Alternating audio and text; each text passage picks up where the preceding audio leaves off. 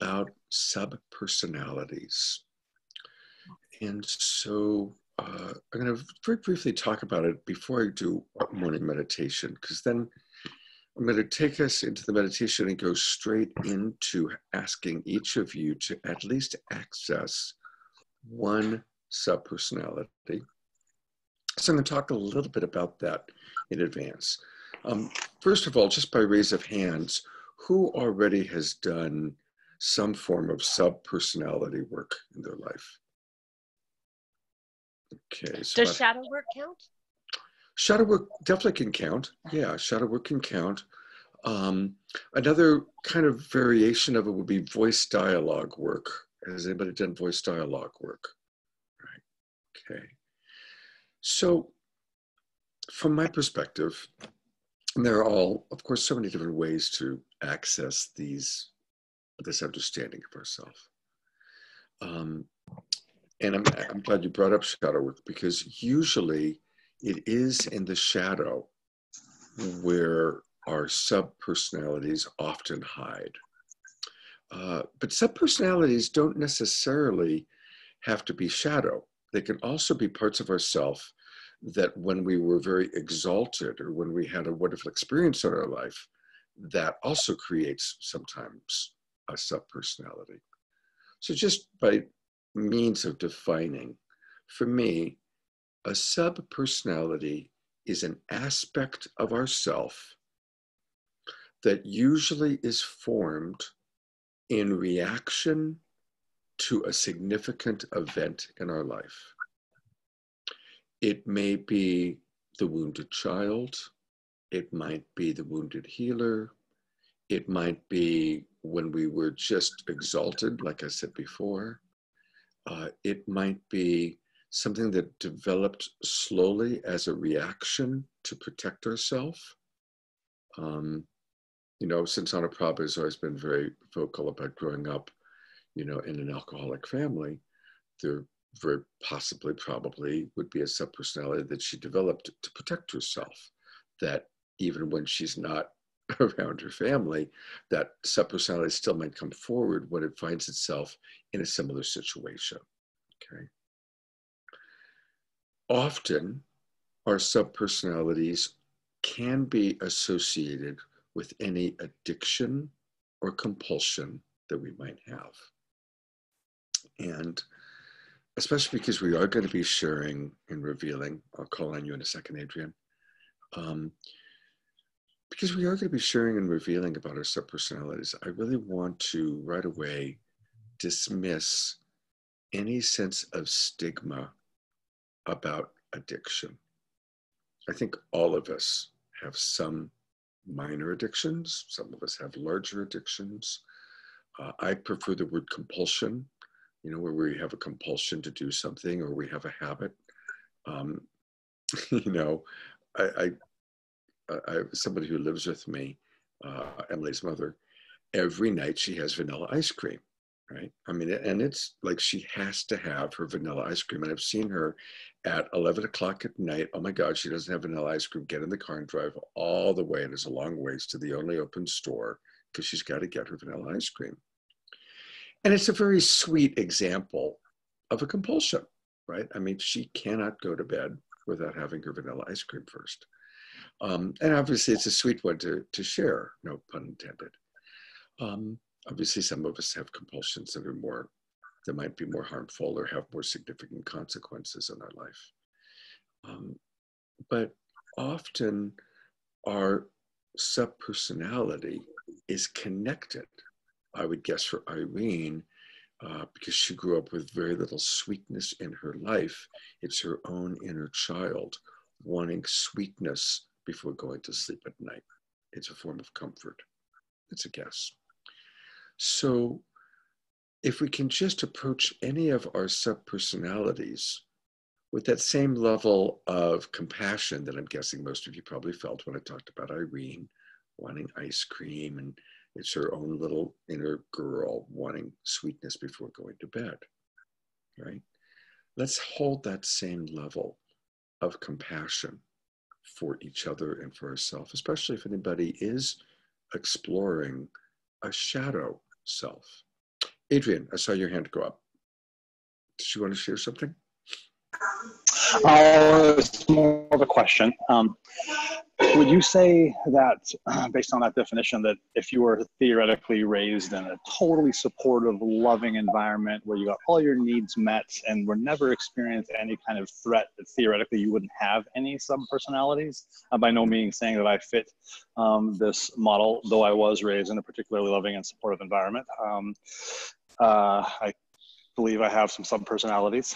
Yeah, no, I don't think it's, I don't think and just one little quick thing I will say before you answer is, I'm at my place in Hawaii. I have 4 guests. My internet is spotty. In order for me to get the best signal, because my router is also underneath the stairs, I need to be kind of in a public space. So I'm going to be sensitive with how much people I have no problem sharing. They're therapists and amazing, but just like I have some communication stuff, I just want to put that out there. Yeah, absolutely. Yeah. Well, thank you, Adrian. And I might not be you might not be able to hear me always clearly because the internet kind of seems to come and go a little bit because it's a satellite connection. Thanks for letting me know.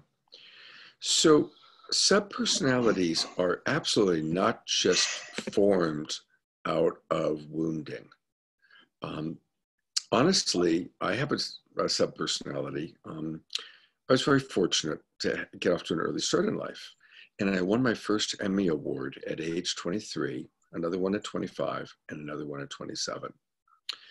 And I definitely had a subpersonality of Scott, the Emmy Award winning producer, that would come out when I was in Los Angeles. And, you know, and it was very kind of image oriented and pretty egocentric and egotistical.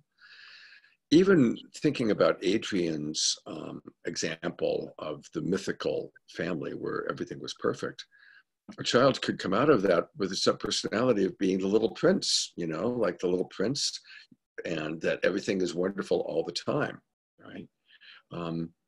Subpersonalities are those parts of ourself that are formed out of something significant happening in our life. And it might be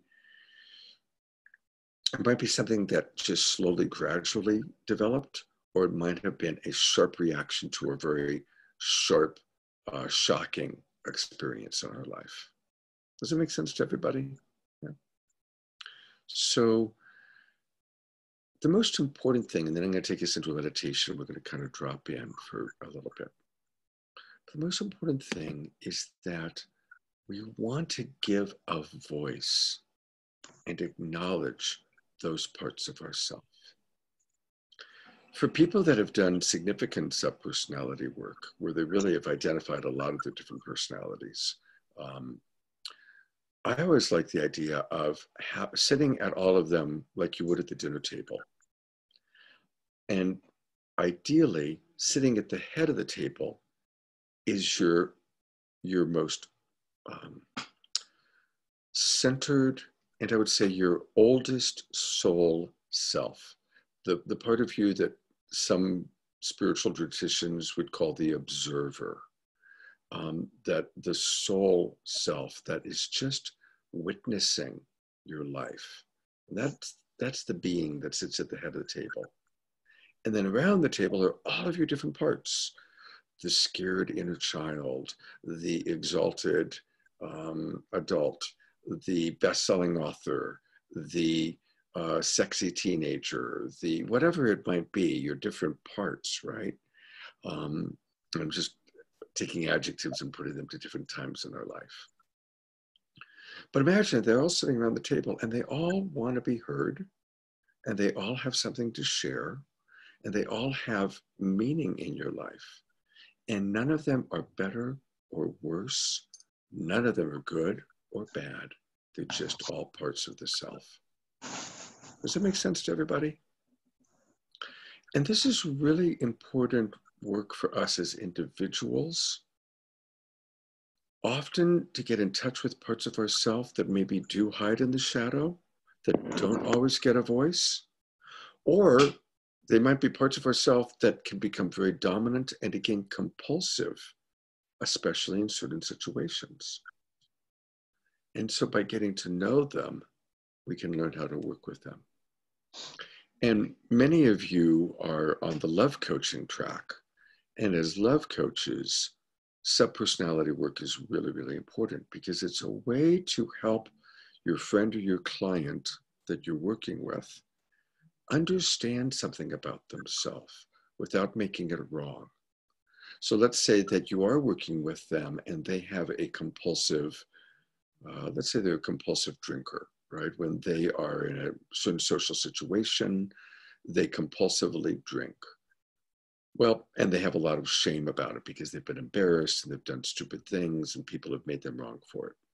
And so as a coach, you're working with them to understand, okay, what's that sub-personality that when you're in that social situation, wants to drink, maybe over drinks, not from a place of bad or wrong, but for, again, we always lead with compassion. So from a compassionate place, really compassionately understanding, where did that part of you originate? How did that habit or that compulsion or that way of being develop? And often by working with them from a sub-personality perspective, we can approach it compassionately and help them to see it and understand it without having to be in guilt or shame. Does it make sense to everybody? Okay. So this is going to be a pretty long meditation because I'm going to take us into a state and then I'm going to bring up quite a few questions. And so get comfortable. Make sure that you're muted. And I'm going to mute you also, Candace, but then I'll unmute you when it comes time for you to talk. So let's just start by closing our eyes, getting into a relaxed position. And we start, as always, with conscious breath, breathing at your own pace.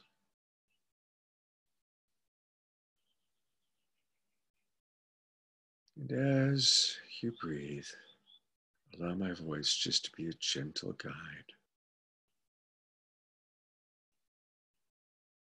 bringing your attention inward, coming into yourself, starting by just connecting to your body. Is your body comfortable? Are there any places in your body where, as you tune into your body, you notice there might be a little tension or discomfort?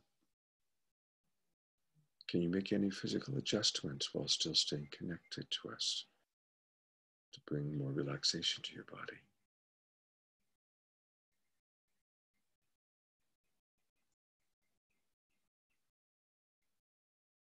Are there any emotions or feelings that you're noticing? Perhaps based on what we've started to talk about.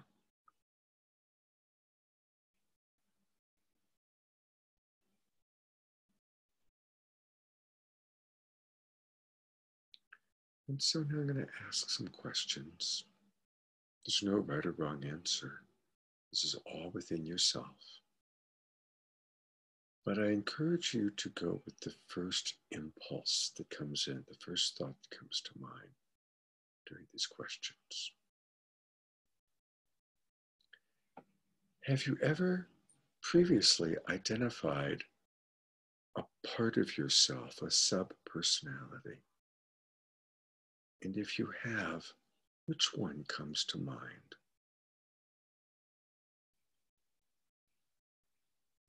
Perhaps there's a part of you right now really wanting to use this opportunity to be seen clearly with compassion, to be heard.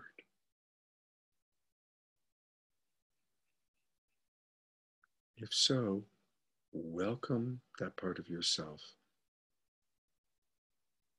Put your arm kind of energetically around that part of yourself. Say, okay, let's play together during this time. And if any of you haven't identified one yet,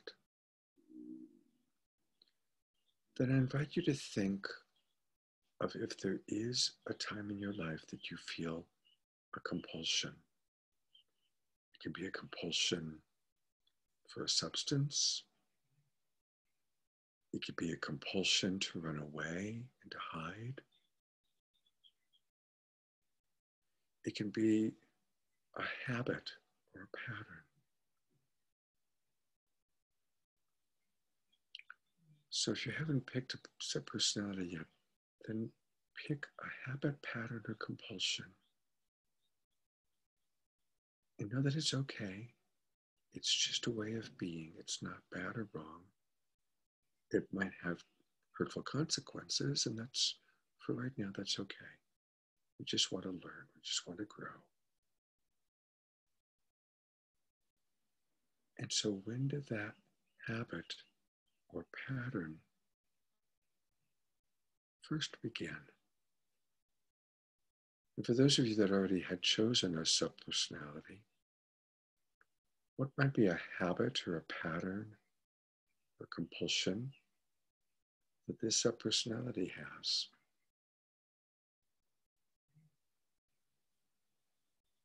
So now we're getting in touch with a part of ourself and something that part of ourself does on a consistent basis,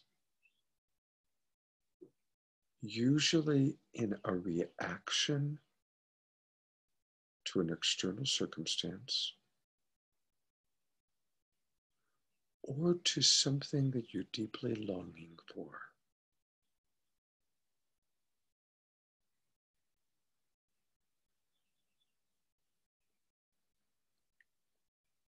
So as you go inside and you look, what is it that you're deeply longing for? What is this part of you? What is the habit, the reaction, the pattern? What does it long for? Safety, respect, to be loved or cared for, perhaps to be seen clearly, perhaps to relax or to play.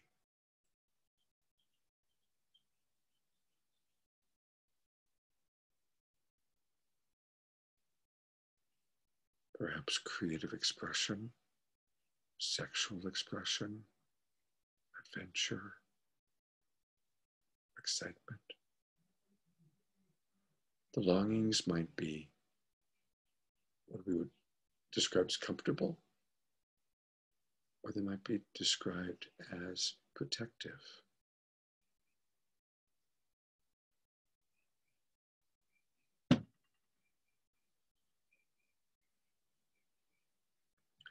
I'm not going to call on anybody, but I just want to check in. By raise of hands, who has somebody or something that they're working with? Who's already locked in? Okay. Is anybody struggling to come up with a being or part of yourself to work with? Okay, good. So we're all moving forward. So if you want, I invite you to give a name. You don't have to stay with that name forever, but I invite you to come up with a name for this part of yourself right now. And pick a name that's playful.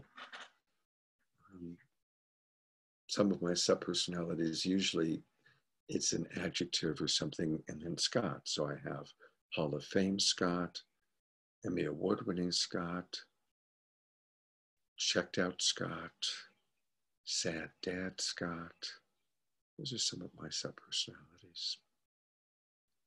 So I invite you to, if you can, if it comes to mind, to come up with a name.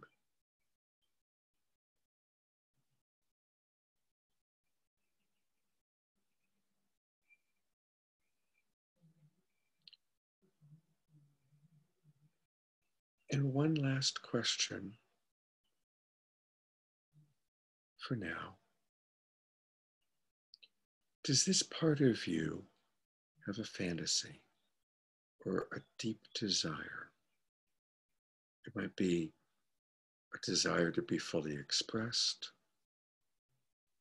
Might be a desire for being understood, seen clearly. Might be a fantasy for a particular kind of experience. Or it may be a desire to repeat a positive experience that was centered to it forming.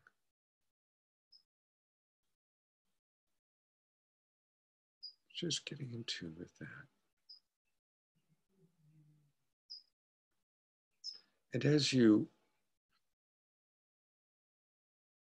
listen to that part of yourself, are you able to have full compassion, empathy, understanding? It's just a part of yourself. And if there's any judgment that you have, any judgment or guilt or shame, I invite you to let it go. And just see that part of yourself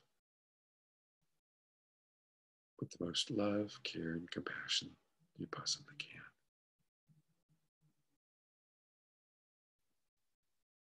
And when you're ready, opening your eyes and slowly coming back into the room.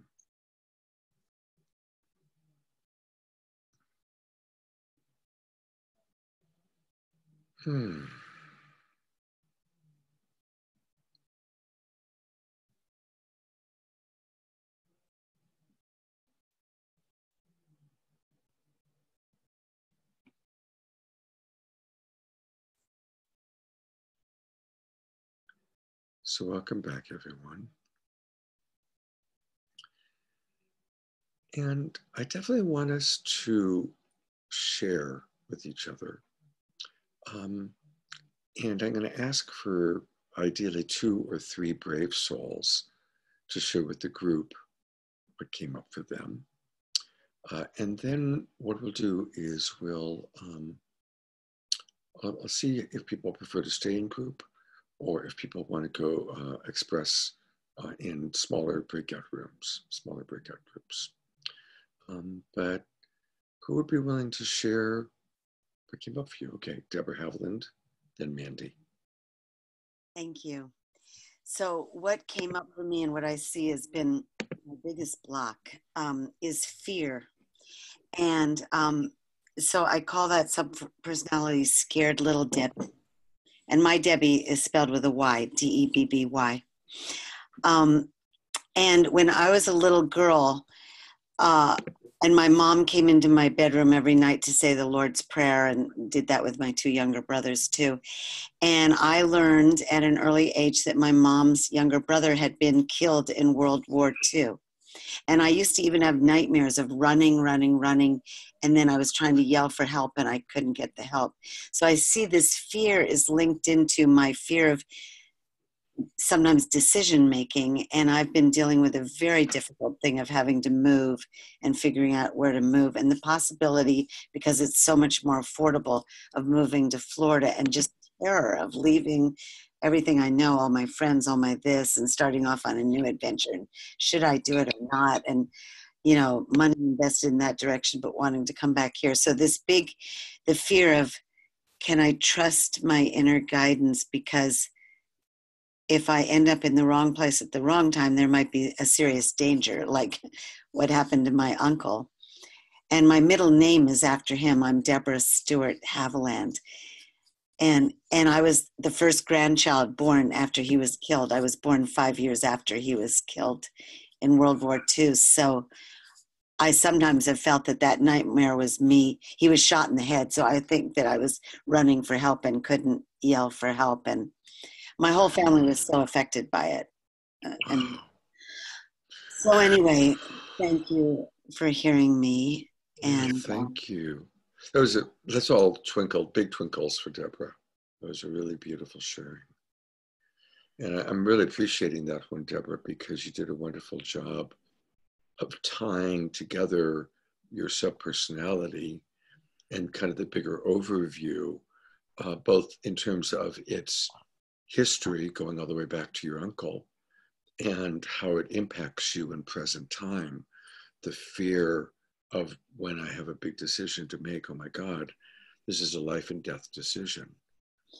Yeah, it really comes up like that, and big, Yeah. serious anxiety. And at other times, I can just go, I want that. I want that. I like that. You know. So thank you. And I tried to Yeah. make it short and You concise. did great, Deborah. You did great. Thank you so much. Really appreciating that.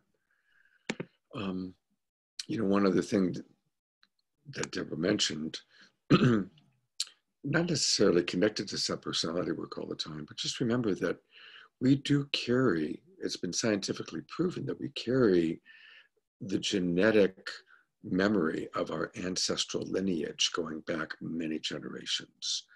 So even if it was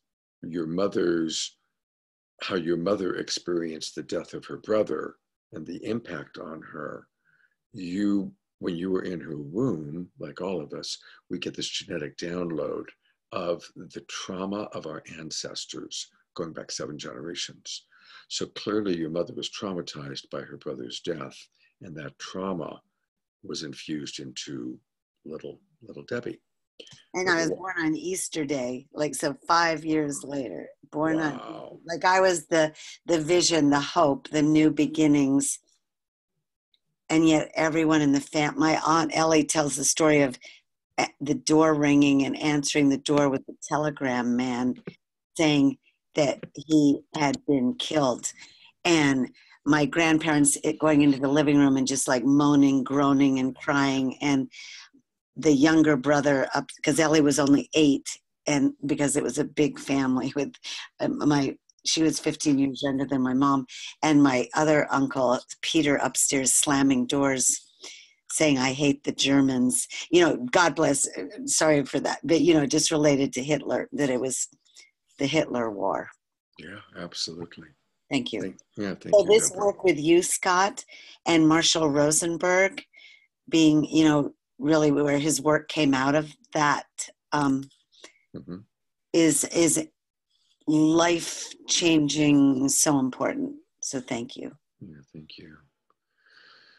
Oh, that was a really beautiful example, and please nobody feel intimidated by the depth of Debbie's example. I mean, if your example is like kind of more simple, that's okay too. All right, because Debbie, thank God, shared something that's very, very big and deep. Mandy, you're up to share your experience. Well, I became aware. I mean, I've been kind of aware just recently. I guess this past year in particular, but also further back to like 2012 seemed to be the cataclysmic shift in my life where my whole reality was torn apart and flipped upside down like a Rubik's Cube. And that was the year that I moved from my hometown to LA, and I was going through a divorce, and I got my higher calling to do the street angel thing. And so it's kind of a drastic example of some of my sub-personalities.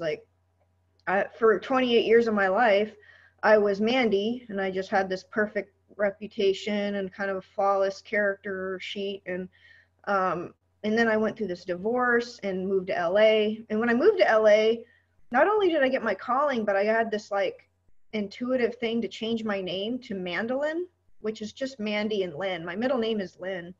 So I just kind of blended it together. So Mandolin is the street angel, which is one of my sub-personalities. So there was Mandy, and then there was the street angel that was born going to LA and new name and everything. And then I had this other personality that came out that same year, but I didn't really put recognition of it until this past year, especially when I started dating my current guy. That felt like there was a flashlight put on it. And I call it the Phoenix. It's kind of my shadow side that is that container of the suppressed part of me that I was basically forced to be the goody two shoes my whole life and do good in school and make straight A's and be the honor student. And you can't be the party girl or the bad girl or, sexual or it was kind of this created container that was suppressed for so many years. And then when I went to LA and I was alone, and I call it the Phoenix, but it's kind of just that shadow personality. And that also is where I I used to never really have anger.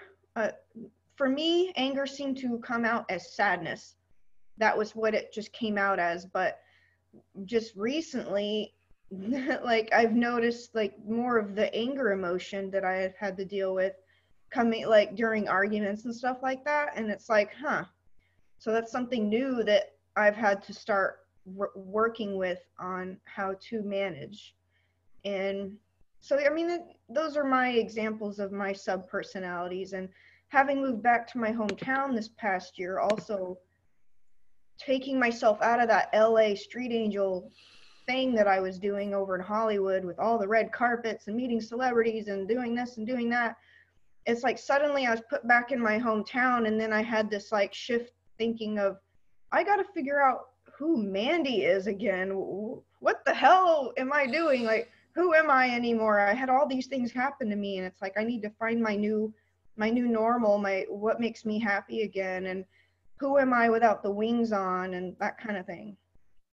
And managing my sub personalities, because there's times where I want to put on my street angel wings and I want to go out and I want to be like activator and like the light worker and touch people, and then there's times where I have to be the phoenix and I'm like secretive and I'm like, leave me alone, and I'm going to be a homebody and I just want to curl up in a ball on my couch and rest. And it's interesting working with the awareness of my other parts.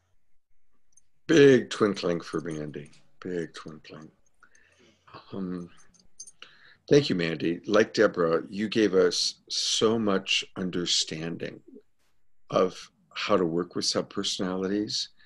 And for any of you who don't know, you probably heard me say it, but I mean, the street angel is a really big example of a subpersonality that she's really embraced and really takes out into the world in a big way. I mean, she puts on these wings and she goes into big public areas and she promotes kindness.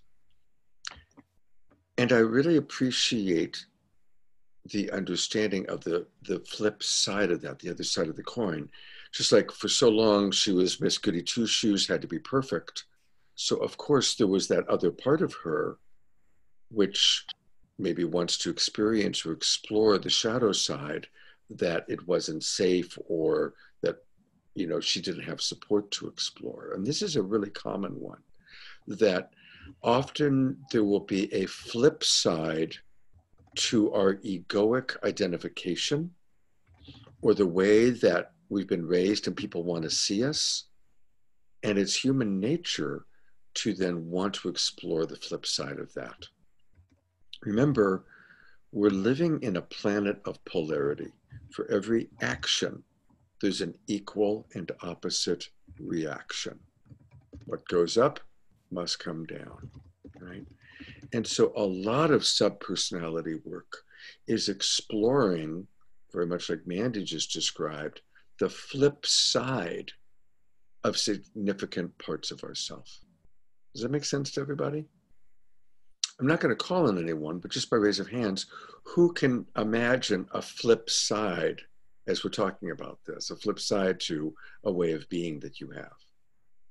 Cool. And who can see that maybe one side of the coin would be seen as spiritual and the other side of the coin would be seen as shadowy? Who can? Yeah, just about all of us, right?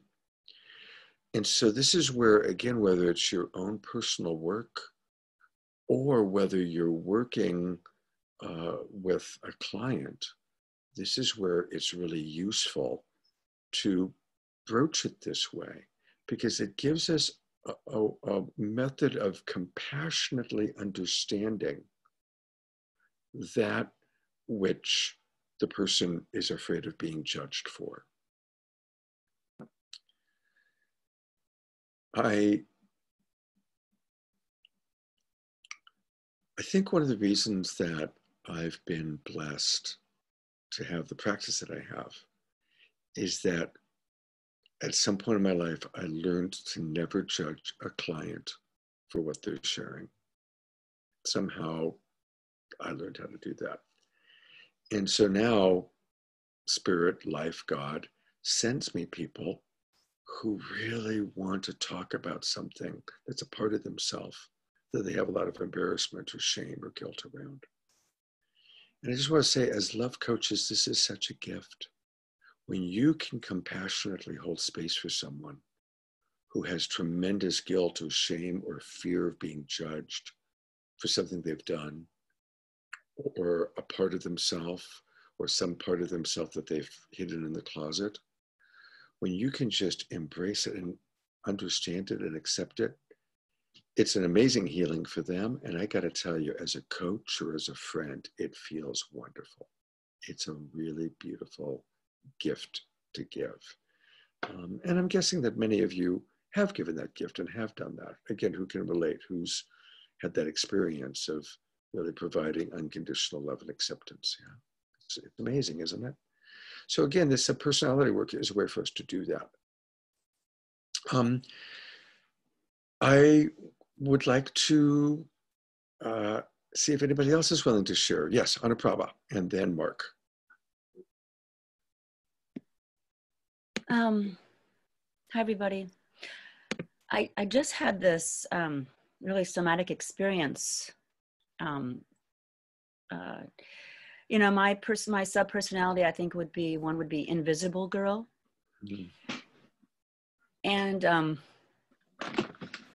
I just had this really somatic physical experience of like feeling like what it really is like not to feel safe with my mother or my father. Like it really hit me just deeper than it's ever hit me before. And so it wasn't safe in that family. And then with my siblings, nobody felt safe either. So it just kind of felt like this island. And so it was safer to be invisible. And so I think I would feel like ways of how to keep protected, how can I protect myself? And I don't know, that's kind of just what really came through really deeply for me, this quality of it was only safe to be invisible, right? And it's interesting, I've worked so much to come out of that, but still that's in there, you know, very, very, very deeply. And the fear and the shame around it too, you know. And I think there comes a protection, the critical, there can be the self-criticalness, the not good enough piece, not safe to be with anybody else, not really safe to show deeply anybody anything, because they could, you know, or they could turn on me, right? So no safe place, only myself, you know. So better just to be, you know, with my own self than with anybody else to really share deeply. So yeah, that just came down very, very, very deeply. That feeling of aloneness, I guess. Yeah. Big twinkling for Anuprabha. Yeah. Just loving you, Anuprabha. And I have a question for you. Where in the body? Where in your body? You know, when it hit, actually, Mandy was talking in the beginning of when she it was all coming from the meditation and you know, everyone, it just came down through all my chakras, just went down to my core. Just like kind of went really through, you know, heart, solar plexus, sacral core. Just like, whoa, just that feeling of little girl underneath. My first memory really is sitting underneath the kitchen table with I was the oldest of three. And I was like 3 and we were all boom, boom, boom, you know, Irish twins. And then my brother, like 3, 2, and 1. And I'm underneath the kitchen table and my father is chasing my mother around the table with a knife. Oh my God. And I'm their protector. So I'm their protector, right? And I took that on very seriously. I'm a protector. I'm a protector of my friends, of my colleagues. I'm a strong ally in life, you know, as you know. And but like I'm the protector and I don't allow it to be protected somewhere, right? I always feel like I have. So, but that's my first memory. Yeah. Wow. Mm-hmm. Thank you for sharing that, Anna Papa. Thank you. Something just for us to remember is that when you're wanting to find it inside of yourself, or you're supporting someone to find it within them, again, sometimes where is it stored in the body, right? Sometimes we can find our subpersonality or our deep wounding or some significant part of we start by just noticing where in the body, and then you can ask that place in the body to talk. What does that place in the body have to say? And sometimes that's a way that we can go deeper and discover. Mark, you're up.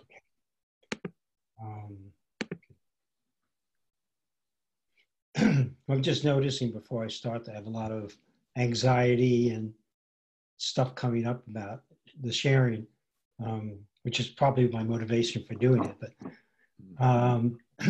when I was younger, I had an occurrence a number of times of severe physical abuse. And as a result of it, I developed this subpersonality of being a destroyer. And it was interesting because it was like what you said, because basically I'm pretty calm and pretty gentle, and everybody thinks I'm like very grounded. But if I'm attacked, my energy gets really huge and I could kill somebody. I mean, I never had, and I probably would never, but I'm just saying that's the feeling, that I could kill somebody. And it used to come up sometimes when I was in business in New York, because New York is a tough place to be in business, but it didn't come up a lot. But when it did, it was huge. And it's been about 10 years since I left New York, and I actually had kind of forgotten about it. And this incident happened just a couple months ago, and that's why it's still kind of vulnerable, is I was with my wife, and her father is pretty abusive. He's an alcoholic. And he was screaming at her like with rage and hate and anger. And I was standing there, and I won't go into the whole story, but I ended up taking over to protect her. And he raised his hands to me to fight. And I had one of the people that physically abused me was my father. And here it's her father, which is a father figure. And I kind of blacked out. And I went into the killer. And there was something that I knew, even in that place, that I shouldn't go after him. That I shouldn't go after him and just kill him. But I wanted to, but I knew not to. But what I did is I egged him on to come at me, because then I could do what I wanted with him. And this was like where I was at the moment. I know it sounds kind of weird, and I was like, and he's Bavarian and he's an old conservative guy. And I said, come on, I really egged him on. I said, come on, you Nazi fuck, why don't you come at me so I could kill you? And my energy got really huge, and he got scared and he went running into the house. And then I turned around and looked at my wife, and I went like, oh my God, what did I just do? Because it wasn't really my place to get in the middle of her fight. But what had happened is, it was when he raised his hands to me, the trigger was so strong that I just couldn't control that subpersonality. I did to some extent, not to go after him, but I couldn't. I let all this rage that I'd been holding in, and it was focused at him. And for the last couple of months, I've been really thinking about the alternative ways I could have dealt with it. And a lot of the things that we've learned here have been helpful ways that I could have dealt with it. Because if I had to, there's a part of me that had a fantasy of somebody coming at me and me destroying them. Mm-hmm. And I guess he was fulfilling that fantasy. But now, rationally thinking about it, I'm like, that's not where I want to come from. Mm-hmm. It doesn't serve me anymore. I don't need to do that anymore. Right. So that's kind of what I've been playing with, is how could I have approached that situation when that subpersonality popped up and wanted to kill? What could I have done? How could I have handled it?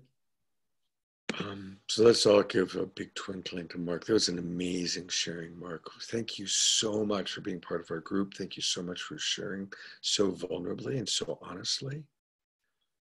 And what comes to my mind, I'm recognizing that you're wanting support for the adult Mark that had that experience. But I want to just give a lot of love to the little boy that got beat up.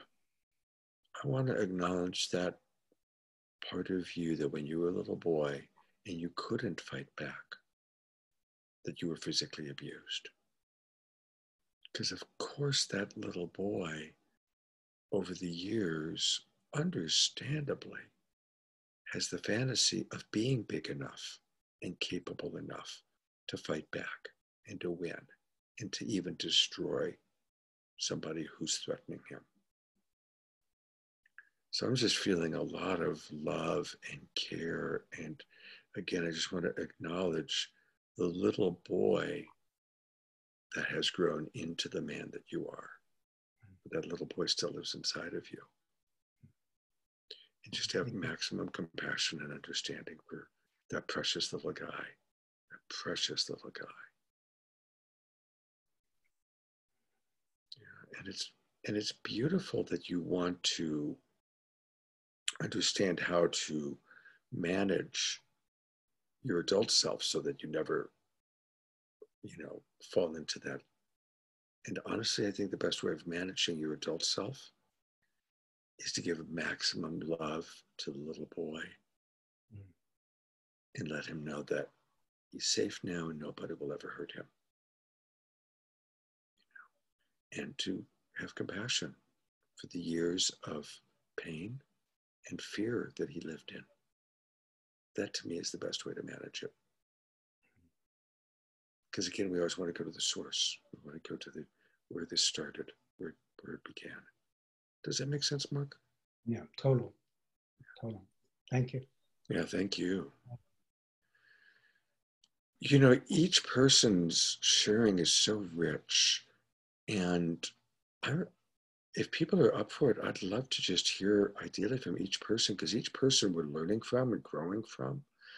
So, nobody has to share with the group, but it's an especially small group tonight, which is interesting. Usually we have significantly more people. So, Candace, did I just see you raise your hand? Yay. All right, Candace, I am putting the spotlight on you. And yeah. First, wow, that sharing from Mark just now gave me a vision into another subpersonality that I wasn't thinking of. So thank you, Mark. The subpersonality that came to me today, I feel like her name is No, No, No. And it's this part of me that feels broken, irreparable, no hope, just too much, too big. And it just makes more sense to say no. And as I was in this meditation, I was also seeing the other side, which is yes, yes, yes, yes, yes, yes to you, Candace, yes to whatever it is that I'm telling myself I don't have, or I can't have, or I can't be. And seeing the gifts and the challenges in both sides, because I can have a tendency to be so excited that I found my yes, that I don't really take the time to see how do I come to that yes fully, where I'm still honoring the no. That the no does have its place. Like there are some tender bits here that still need to be acknowledged. I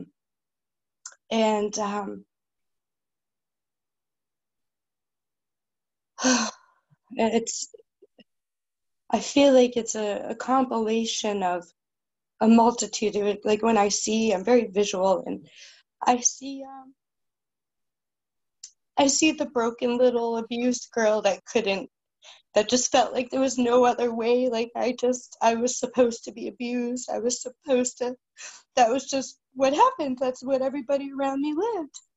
And then becoming sex trafficked and drug addicted, I didn't know any other way. That's just the way it was. And then now being blind, there's been all these parts of my life that I've physically lived that just all accumulated together have created this part of me that can really easily say, no, Candace, that's not for you. You don't get that. You're just too fucked up. It's just too much. Yeah.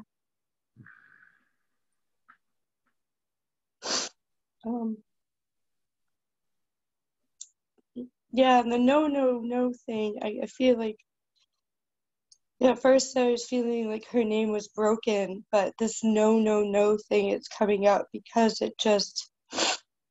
I say no to myself within this subpersonality, and I say no to everything around me. From a really deep, belief, space. Undoubtedly true. Which is very strong in it. Yeah.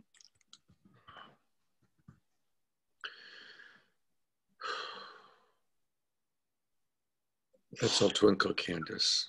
And Candace, we're sending you a lot of love. And in the chat box, people are expressing their compassion and love and care for you. And so you just got a lot of twinkling. The word, I didn't hear you use this word, but the word that's coming to my mind as I'm really feeling you and listening to you is deservability. Right? The false idea when you were being abused that this is what you deserved because this is the way it is. And now, as an adult with choice, a lack of deservability.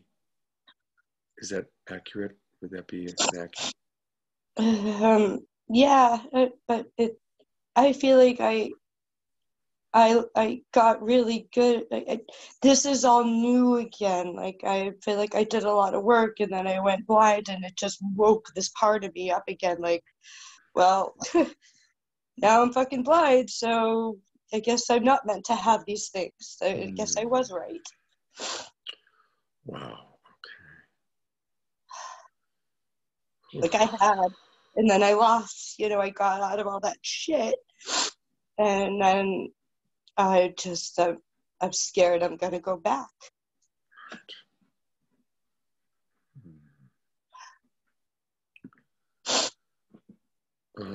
Deborah.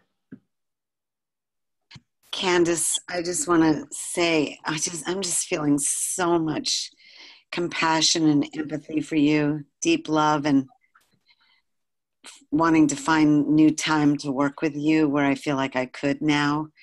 The healer in me just sort of really deeply wonders, because I really believe in the power for the human body to have big solutions, that if we went down to the core of the deepest place of your wounds, and also possibly a place of not wanting to see all of that in the world, the place in us, I just wonder if there's any way to resurrect your eyes, but for sure to resurrect your heart and soul, and for you to have what you want in this life and to live a happy and fulfilled life.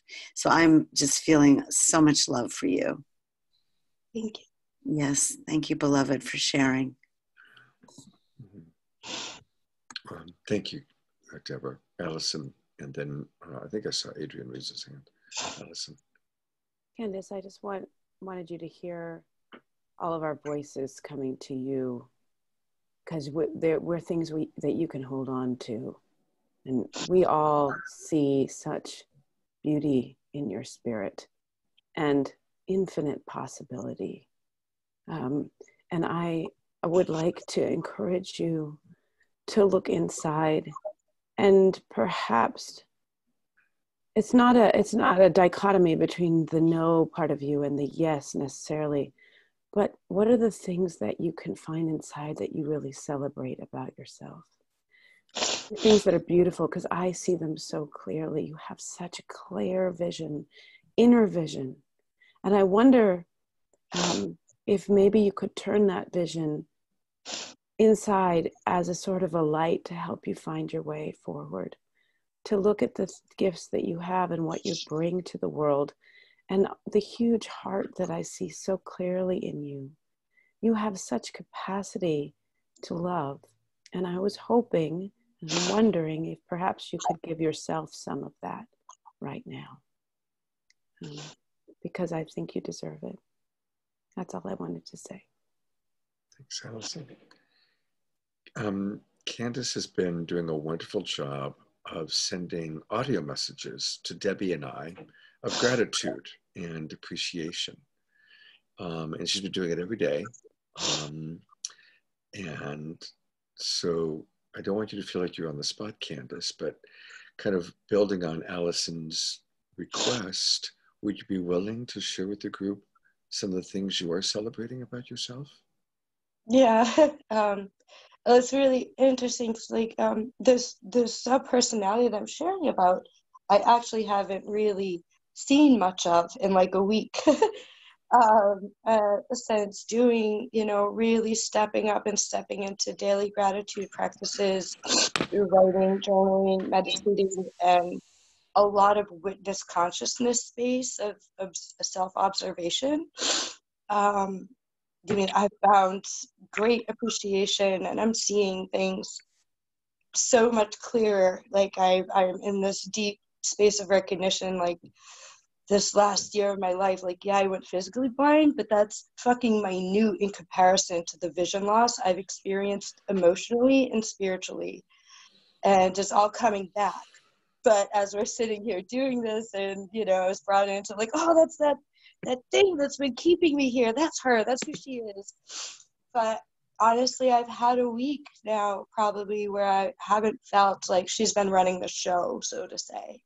But this brought her up just now for sure. And like literally I feel like I've been turned off, like something just was shut the fuck off, and the last week is opened back up.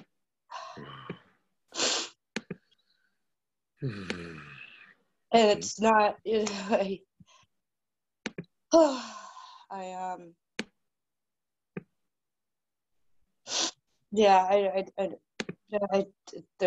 a lot. I don't know how to speak into it more.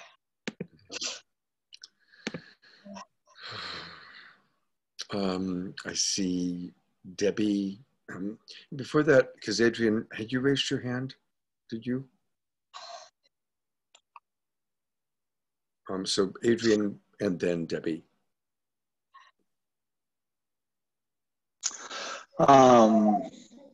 Gosh, yeah, there's so much shared already that mirrors what came up for me, so I don't need to take a lot of time. But I guess one thing that's coming alive for me, Candace, is wow, just wow. Your courage, your bravery, the magnitude of what you're navigating, and the way I'm experiencing you navigating it now, and just being with you over this time. I know I haven't been on all the calls, and yeah, just really appreciating you, and feeling very inspired, and noticing this strength, the sense of strength and capacity within myself, seeing what's possible in humanity as I witness you. It's like, wow. So thank you. Thank you, Adrian. Debbie Garcia. Hi, everybody. Hey, Candace. Hey. Oh my God. I love your vulnerability and your authenticity, sweetness. I want to share with you all So Candace, she sends me her journaling, her gratitude journaling. What's happened is that she's inspiring me every day. What's happened is that she is seeing the beauty that I see in her. And my hope is that, Candace, that you see yourself inside how I see you in your beautiful essence and the spark of divine that you are. And this gratitude shift she's been doing has been so rad, because I'm on the receiving end. I get this blessing of you sharing with me all these great things about you. And also she's looking, because this is the tough one, the practice of looking for the gratitude in the dark, the gratitude in the contrast, the gratitude in those things that we don't find lovable. And I can tell you she's doing this.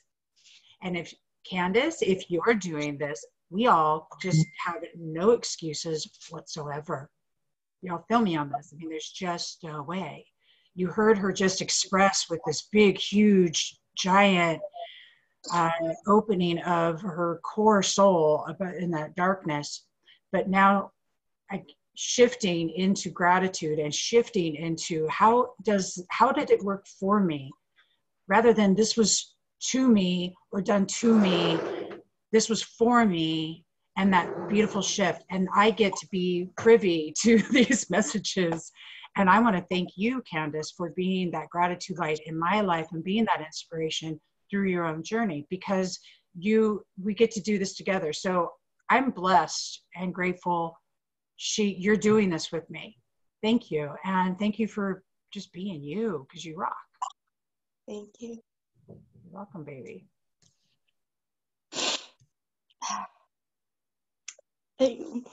Anuprabha, and then we're going to move on. But Anuprabha. Hey, hi, hi, sweetie. I want to echo what everyone else has said, of course. And, what I was hearing from you, the hope, where are you here? The hopelessness, helpless, the fear, coming up. And as Adrian was saying, how, and everybody else, how we see your strength and your courageousness. And I want to offer you this period, often there's, and what I kind of came through when I was listening to you deeply was this kind of feeling of, it's too late. I fucked up. And I really want to offer you this, that it's not too late. And there's often a gestation period. It's like when you're pregnant, for example, right? There's a gestation period of when we just hold this like new being. And you're like a new being that's coming up. You're being birthed again. And just being open to the new birth that's going to be coming out of you, and allowing yourself,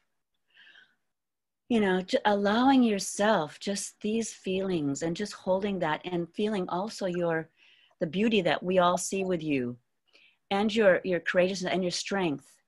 And it's gestation time for for you to rebirth yourself, right? There's time.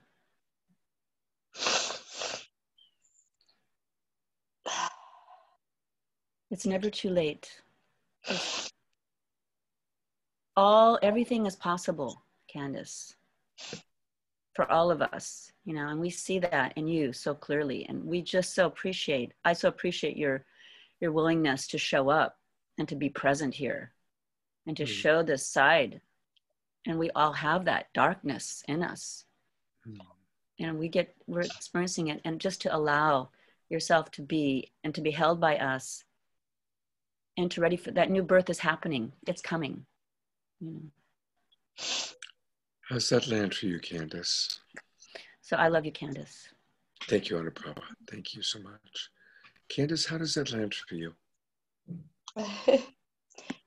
It's very hard for me to receive, but I deeply need to hear all of this. But as I'm listening, I can feel the parts of me, with what Anuprabha just said in particular, with the no late and then using the gestation thing. I have a story and a fear that I'll never be able to be a mom, and so processing. Yeah. That's all understandable, Candace. That's totally understandable. And just hold that space too. It's okay to have those feelings, of course, And you know, that divine acceptance of like, okay, that's there. The fear is there. Hopeless is there. Helpless is there. And, you know, breathe into you, your strength, your creativity, your beauty. And just give yourself some time to gestate, you know, just to allow this new birth to happen. A little trust in there. Mix it in with a little trust, radical acceptance with Scott and the whole crew here. You know, we're all just, you know, crawling, learning to walk, you know what I mean? Toddling around on the planet, you know. So we're all together in this, basically, you know, we're all together in this. I'll call on you in a second, Mandy. I'm loving what everybody is sharing. Everybody's sharing has been really beautiful and profound. And just for us as coaches and as human beings to notice how perfectly human it is, seeing how much Deborah Haviland and Anna Prabha wanted to share a positive vision for Candace, right? No pun intended. You know, a positive framework, a positive steps forward. And how perfectly human it is for Candace, enjoying hearing it, but questioning it, right? Questioning it. And I really like how Anna Prabha handled that, because what we just saw is what we all are going to experience over and over and over in coaching. We see the person's perfection, the beauty, we see the vision, we see what's possible. We see it and it's very real for us. And it feels good to the other person, in this case, Candace, to hear it. But hearing it and believing it, or just even taking it in, are very different things. And so finding that balance, which I thought I really liked how Anna Prabha just, where she went with it, was just acknowledging it's okay, whatever fears, feelings are coming up is okay, that's part of the experience. And then just I like, you know, that we're all kind of crawling around, learning how to walk together, you know, which is a wonderful way of, again, just bringing in how perfectly human we all are, and we're all holding each other and supporting each other. So there was a beautiful demonstration of what often happens, and a really wonderful way that you responded, Anna Prabha. So good job, thank you. Mandy, and then I do want to see if anybody else wants to share. I just had a quick question for Candace. Have you connected yet with the blind community to maybe find some support with like-minded people, or people who've gone through something similar, that you can find truly deeply empathetic people who know exactly what you're going through? Like, have you tried to connect with the blind community? I have in many different ways in all my different travels, and the universe actually, my new home, I walk out my back door and I'm at my friend's back door, and she has the same condition I have, as well as her sister and 2 nieces. So I have 4 people with the exact same condition that live right behind me now. Okay, I just wanted to check. So yeah. Okay. Yeah. You know that, I'm actually, I'm striving to get more involved. But one of the biggest things with the blind community is access points. And so getting the blind community together and to get out, we all struggle. Like, my friends live across the street, they're struggling even worse than me as far as isolation goes and socialization. And but they're far more advanced in other areas because they've been living their entire life as blind people, and I haven't. So it's very hard. Isolating is very easy for blind people. Okay. You know, it's actually kind of an amazing story. I mean, Candace referenced it, but because I'm her friend and coach, I don't know, maybe it was 2 months ago now, Candace was all stressed out because she had to leave the place she had been living. And it was, of course, it was very stressful because she had to leave unexpectedly and moving in the middle of winter. So she finds a place, she moves in, and it wasn't until she had moved into her new home that she discovered living right next door was a house full of other people with the exact same condition she has. So it's one of those incredible stories of where we think something really funky is happening to us, and it leads to a blessing. So, and that, Candace, is a good reminder that you are loved and that spirit life is looking out for you. Yeah. Yeah. So one more twinkling for Candace. Everybody's twinkling you right now, Candace, and thank you. I'm not going to have us take a break today. What I think I'm going to do is I want to hear from anybody else who's willing to publicly share what's come up for them, their story, their subpersonality. And then Debbie and I want to talk a little bit about the upcoming courses, and then we'll break. So Adrian, I saw you raise your hand. You're up.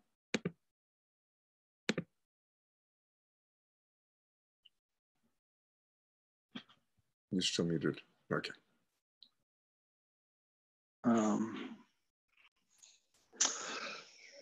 Yeah, I wasn't really thinking about this as a subpersonality, but when you mentioned addiction, I was like, oh, yeah, okay. And I figured this could be a good time to be vulnerable about this dynamic. If I were to name this, I might name it Escape, Adrian. Avoid, Adrian. I started smoking pot regularly when I was 12 for about 10 years. So I have some pretty ingrained patterns around choosing to experience a different reality. And I smoked really regularly from 12 to like 21. I sat in my first Vipassana meditation course at 21 and was hooked. And I spent my 20s very sober and very dedicated.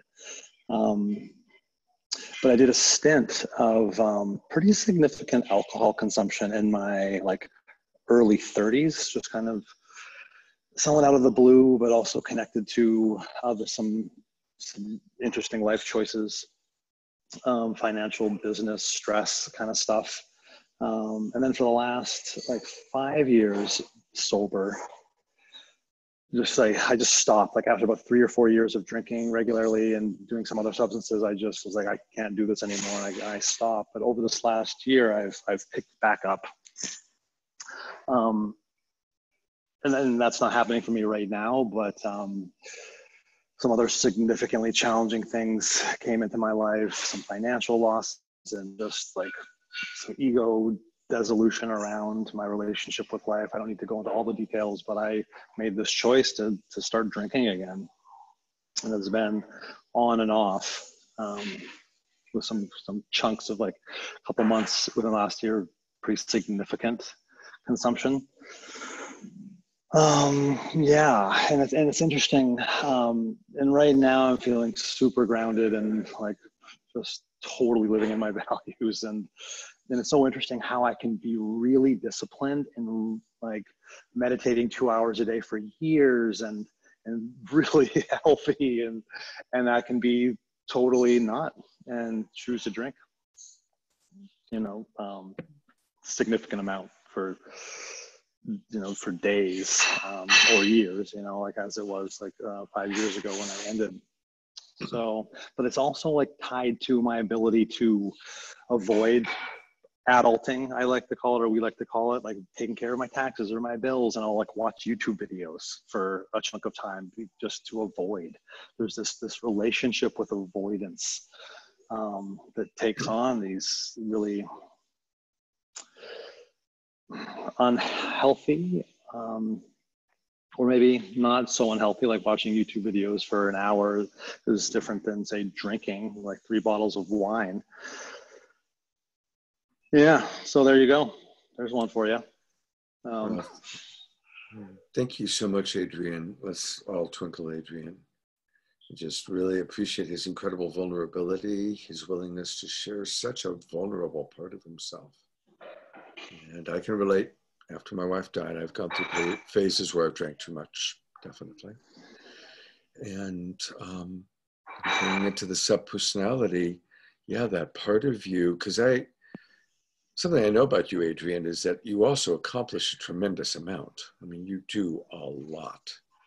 You've built a home in Hawaii, the jobs that you've had, the people you've supervised, the work that you've done, the Vipassanas, my course, other courses, you've got, a long-term healthy relationship. I mean, you actually accomplish a tremendous amount in the world. And so I'm guessing the flip side of Adrian, who's so incredibly productive, again, I'm guessing the opposite side of that coin is Adrian, who just wants to check out, Adrian, who just wants to relax, Adrian, who doesn't want to have to adult or deal with all the things on Adrian's plate. And I think, again, it's the two sides of the coin. To the degree that you're highly productive and have all these things that you have to handle, there's the other part of you that doesn't want to handle any of it. And drinking has become a strategy, because once you're drunk, you can't handle any of that stuff. So it's a strategy to handle, or a strategy to not have to handle all the things you've taken on. Does that make sense? Yeah, for sure. And I have some more internal work to luckily flesh out. There's a variety of things. I think you're onto something for sure. There's also something that happens. There's a physical sensation that happens in the process of procrastinating or avoidance. Yeah. There's 3 pigs. Sorry. There we got pigs. Anyways, yeah, there's this actually it's almost like a dopamine response in the process of avoiding, which is really interesting. I love checking things off the list, actually doing the things yay, it's accomplished, which feels so satisfying, more satisfying than avoiding. But there's something that happens in the avoiding process. It's a subtle thing, but it's real. And I'm kind of tuning into that. Yeah, and for sure, what you talked about, that bigger checkout, kind of opposite of the type A capacity that I have, the managing so much, getting so much done, and then just no, I'm just gonna not do that, and I'm gonna do this. Alcohol is also particularly seductive because it just feels so good for me, whether it's my genetics or some that doesn't do this for everybody, but just the first sip, it's just everything becomes a little bit better or a lot better, just easeful, relaxed. It's very seductive if I'm in that ability to go against my core values and not live in alignment with how it is that I so know and so want, which is total integrity, health, being with the difficulty and cultivating equanimity, which is one of my biggest passions. So it's so interesting that I can so choose the opposite when I really just want to cultivate equanimity in the face of difficulty.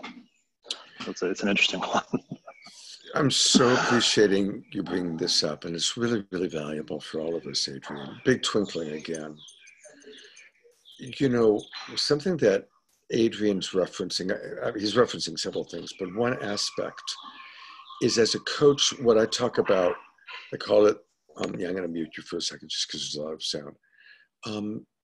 The pleasure memory center of our brain. And this is something, again, if you're dealing with your own compulsions or addiction, or you're working with somebody and their addiction to compulsion, we have to understand that there's a pleasure memory that drives that compulsion. I've never done heroin, thank God, but there's a saying among heroin addicts that every heroin addict is trying to recreate their first heroin high. That supposedly or allegedly, that first heroin high is so incredible, so amazing, that it plants in the brain this incredible desire to recreate that experience. And I think that I know that I can, like when Adrian was talking about that first sip, the moment that first sip happens, it triggers. So he's got the pleasure memory to move toward the first sip, and then that first sip reignites, re-stimulates. Oh yeah, I'm able to relax now. It's relaxation time. I've now turned on the channel of my life into relaxation, or into checking out, or into not having to deal with all those things that I need to deal with. And so it's important to recognize what the pleasure memory is in our brain driving us. And when you're working with somebody else, what's the pleasure memory in their brain driving them? And we need to learn how to acknowledge it, because if we don't acknowledge it, then it stays in the shadow and it keeps driving the person. Whereas by being able to raise at least to consciousness the awareness of that pleasure memory, then we acknowledge it, and then we look to see if there are other pleasure memories or other alternatives to meet the same need for relaxation or escape that's not going to be as harmful as 3 bottles of wine, right? So Deborah Haviland, and then Anna Prabha. Yes, I really agree with everything you're saying, and thank you, Adrian, for your share. And I too had a father who had an issue with alcohol, although he was pretty functioning and kept his career and everything. And then I've had a sensitivity to alcohol and really had to choose to give it up. I also had spiritual teachers who wanted us all to be sober. So for me, it's been finding what are the positive rituals. Like Scott was saying, first of all, understanding where it comes from, why we're using it, what are we avoiding, like fear, pain, or whatever. And so, it takes the edge off of, and then what I've heard from many and I've discovered is really establishing positive habits that fill the space of letting go of something. So for me, it's like having tea rituals. I have every kind of tea on my counter. I love making tea. It's so comforting. So and coffee, I mean, for most people giving up alcohol, coffee does become a favorite drink. And in the AA meetings, coffee is 100% served in almost every AA meeting that exists. And,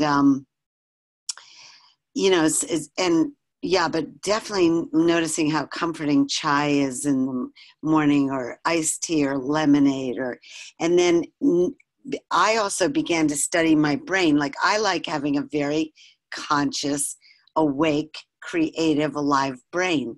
And when you've given up alcohol, you can see how if you start to drink, how it starts to close it down. I don't like that anymore. I don't want that. I don't want to lose my memory. I don't want to kill brain cells. And also, not even healthy for us. One fact about alcohol is it actually just helps to destroy the integrity of cell walls so other things can leak in. So as we just re-choose positive habits that celebrate our life, we can be very creative about that and support each other. Okay, thank you, Deborah. Yeah, thanks, Deborah. I mean, fortunately, I have so much support, love, tools. Yeah. So I've been sitting, kick back up my 2-hour-a-day meditation practice. I've been on keto diet for the last month, super strict. I've never felt better, actually. Running on ketosis is ridiculously amazing. I don't think it's sustainable. Yeah. And then just exercising regularly and just so appreciating the clarity. I was also doing kratom, which I'm not sure some of you guys are probably familiar with it, but it's a leaf from Southeast Asia. It has a kind of a mimicking effect of, it fits the opiate receptor. It's an alkaloid that fits the opiate receptor. So I was also doing that. So for me right now, it's hard to imagine not being in the habits that I'm in right now. Yeah, so it's an interesting one. I think maybe I'm somewhat unique because I have so much knowledge and support and habits on the other side. So flipping the switch has been relatively easy for me. But what you're saying is so true. Like you need to replace. You need to have the healthy alternative to really be successful with addictive tendencies, for sure. So thanks for that reminder. Yeah, and thank you, Adrian, for acknowledging that. Yeah, I mean, right now I'm wanting to drink much less this year. So when Debbie Garcia and her son moved in, we started juicing, and we're juicing every day. And it's interesting, the more that I juice, the more that I am not attracted to alcohol. And when I try drinking alcohol, it doesn't taste as good. So my body is shifting from craving alcohol to craving juice. So yeah, we all have to find our way. I want to open it up to anyone who hasn't had a chance yet to express their subpersonality that came up. Michaela, I was hoping you'd raise your hand. Hi, Michaela. Hi. Oh, hi, everyone. Mike, can you hear me? We sure can. So this is really vulnerable and so scary to share for me. I'm like feeling a lot of anxiety about sharing this. Thank you. We really, really love you and we appreciate you. And thank you so much for your courage. You're safe and you're loved. Thank you. Thank you, Scott. So I have this part of me that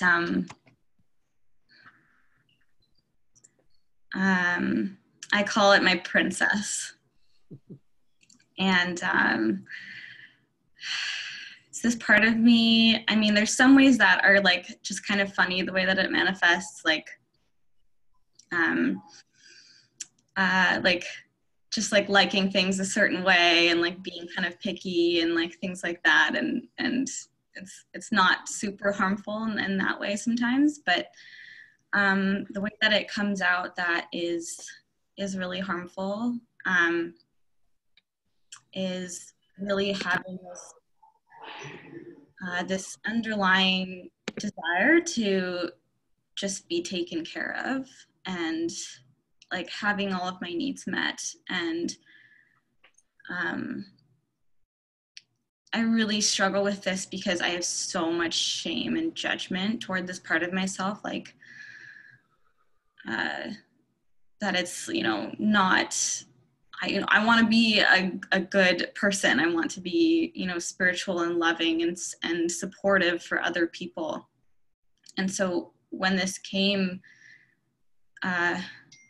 clear to me that I have this running part, it's been so hard to deal with. And yeah, and it shows up when, like, if I'm in a situation where like my partner, like when we're traveling and he's, taking care of the costs of like all these things, and he's, way more financially secure than I am. And I just kind of relax into it, and I don't think about contributing back and being in a more mutual space. And then like we come back from the trip and he's exhausted and drained and feels like there isn't mutuality in our relationship, and it's so harmful. And it's interesting because there is that other side of the coin where I like will just throw myself into giving, where I completely stop thinking of myself, like where for an example, I mean, years ago in an abusive relationship, I wasn't thinking of myself. I was completely taking care of this person who was harming me, and I just thought of their needs, and nothing was about myself, and I was taking care of them. And then like a few years ago when my best friend's baby was born, I was living with her, and I was just completely thrown into being her support, and I wasn't taking care of my needs. And so yeah, it's interesting how I have this like these complete opposite sides of myself, where I just want to like feel my needs completely met and feel so secure, and like really wanting to feel really cared for and supported. And I think I'm afraid of losing that and going into my like not thinking about myself anymore. So Oh, big twinkling to Michaela. Thank you so much for sharing that. And just by raise of hands, who can relate to those times that you just totally want to be taken care of? Men and women, right? So most of us have that. And Michaela, as you were sharing, it reminded me of Mark's share. Again, when you have experienced an extreme of one thing, for every action, there's an equal and opposite reaction. Equal and opposite, right?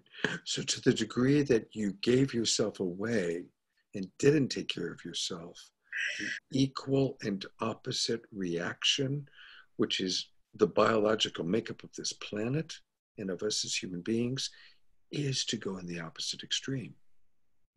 And of course, by going into the opposite extreme, it's a necessary step in our process to find the right balance, right? To find that right balance. And you are absolutely on your way to finding that right balance. Absolutely. If you don't, can I give one piece of advice? yeah. And this is for everybody.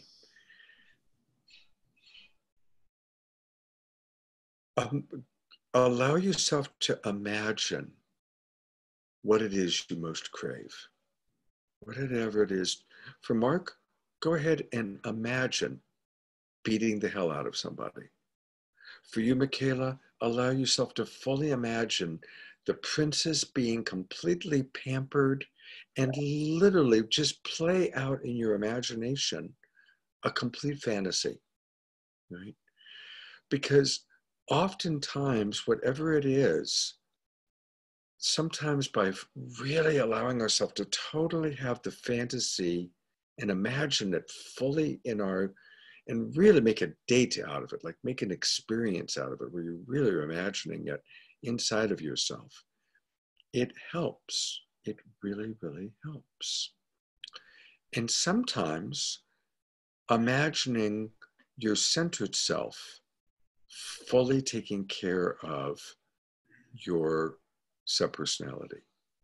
Right? I have a subpersonality called Ratfink Scott. When I was younger, when I was in school, I used to be smart, and they accelerated me twice. So I was with a bunch of kids that were 2 years older than me. And I had, I wasn't as big as they were. I was 8 and they were 10. So I was like the last kid picked on the team and that kind of thing, which was really a drag because I love sports. And they made fun of me, and they called me Ratfink Scott and all that stuff. They took my baseball mitt and they destroyed it, and I had trauma. And so, but my most exalted fantasy self is Hall of Fame Scott. That's like the world's greatest shortstop and leads the Dodgers to many World Series championships. And I literally have times where I imagine little Ratfink Scott playing catch with Hall of Fame Scott. And we just play catch and we talk back and forth while we play catch. And I really play this out of my imagination, and it's very healing. It feels great to Ratfink Scott. It feels great to Hall of Fame Scott. It feels great to the Scott talking to you right now. So allowing ourselves in the fantasy realm, in the imagination realm, to give ourselves that experience we're really longing for. Nobody today mentioned sexual fantasies or a sexual subpersonality, and that's okay. But that's a common one, right? It's pretty common that if there's a part of us that's kinky or has a kinky fantasy, again, when as a coach we're working with it, you can usually trace it to it being the opposite of the way they were raised or the way their parents thought they were supposed to be or their religion or whatever it might be. And so again, some sexual fantasies and some kink, there are safe and appropriate ways to play it out. And some of them are best not played out in the real world. But allowing yourself to have the fantasy, can be a way that I've worked as a coach, just supporting people go home and allow yourself to have that complete fantasy of what it's like to, whatever it might be. And I've had clients that have come back and said, wow, it really was awesome. I had a great fantasy. And beyond the pleasure part of it, there was a healing part of it, right? Because it takes it out of making it wrong and feeling guilty and ashamed that we have that fantasy. Again, some fantasies should never be acted out, but some we can still allow ourselves to imagine it, and there's a healing that goes on there. Does it make sense to people? Yeah. So, thank you, Michaela. Is there anyone else who wants to share what came up for them with their subpersonality? Anybody else want to share? Allison.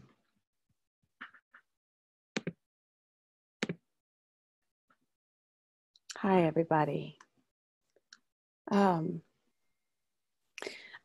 First, I want to just say thank you so much for everybody being so courageous in your share, because I could identify with parts of what each person was saying. And I think that when you give words to something that is a hidden thing, or maybe something that represents a part of yourself that you don't feel proud of, it gives you power to make change. Just by naming the thing decreases the fear of the thing itself, right? So I just was really moved by that. And I have a subpersonality that I call Runaway Girl. And it has its roots very, very young for me. I was the third of 3 daughters. My older sisters are super, super high achievers.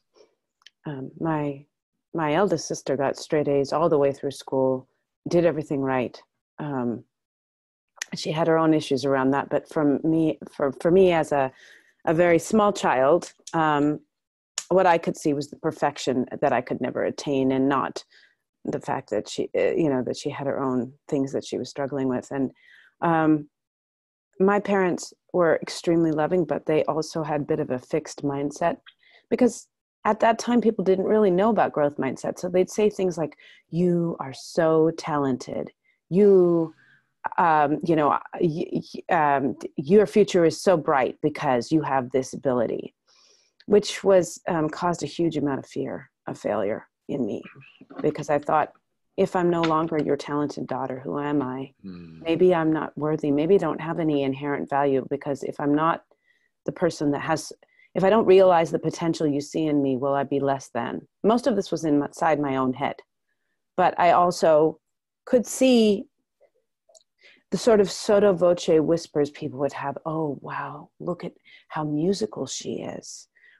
And my dad would say things like, "You have the best musical ear of anyone in the family. You're going to go far." And they were trying to be supportive. But what it did is it made me so scared of ever putting my foot wrong, ever messing anything up, that I had a subpersonality, as I said, it's called Runaway Girl, which was that if I were ever right on the edge of doing something really well, sometimes I would just give up, stop trying. Because if I stopped trying, then I could say that I failed because I wasn't trying, instead of given it my best shot and failing that way. And so I developed a lot of coping mechanisms that were around procrastination and around just never following through completely on things, running away from things, because then I wouldn't have to be the person who failed. I would be the person who didn't try and therefore couldn't fail. And I have noticed that happen in my relationships in the past. This was a long time ago. I've been with the same person since I was 19. So this was before that. But when things were getting really serious, for example, with my high school boyfriend, I did things that would sabotage the relationship, because I was so scared that maybe I wasn't enough, just in and of myself, that I did things that ended up breaking us up. because I was so scared of failing, because I felt like maybe I'm not enough. I'm not good enough just the way I am. And everybody's going to find out how lacking I am. So I'm going to cover it up by not ever really trying to succeed. So it's something I've been dealing with my whole life. And in between, I could really identify, I think Adrian's not with us anymore, but could really identify with being like a super high achiever and being very creative and starting all these projects. And then the other side of it, which was running away and maybe not following through on a lot of things. And you know, what's the scary thing, and I really wanted to share this because I would love your input on it, is sometimes I don't know whether runaway girl is the person who's controlling my choices or if I am. Sometimes I'm not sure. For example, what just happened, most of you remember that I have been a dancer most of my adult life, and I had this thing happen with my feet. And sometimes I doubt, like, is this in my head? Is it like a psychosomatic? Did I make these bone spurs and this arthritis flare up more? Did I do that so that I wouldn't have to get to the next level as a dancer? I don't know. And that's so scary. And it's also really hard to live with, because the other part of me, and the part that my husband always says, no, this is a real thing. You're in a lot of pain. You couldn't walk every morning. You couldn't get up and walk. This is real. And the other part of me is like, no, this is just another excuse that I'm making. Wow. Because I don't have the inherent worth and the courage to face the things that are true challenges for me, that I run away. That's who I am. I'm the runaway girl. And so now it's been really a challenge for me, because I often don't know whether I'm being runaway girl or if this really is the reality and that I was right to back away from something. So it's become very harmful for me, because I can't sometimes delineate which is me being courageous by saying, no, this is a real problem and I am right to turn away from it because it is destroying my feet. And the other side of me, which is, no, you're a failure. This is what you always do. When things get tough, you just run away. So, thank you for giving me a safe space to share that, because that was really, really frightening for me to say out loud. Big twinkling. What an incredible sharing. Wow.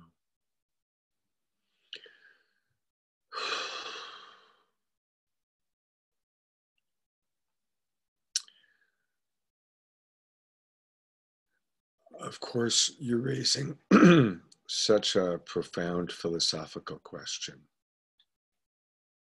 And I don't pretend to be able to solve it with you right in this minute. But I can offer some ways of working with it.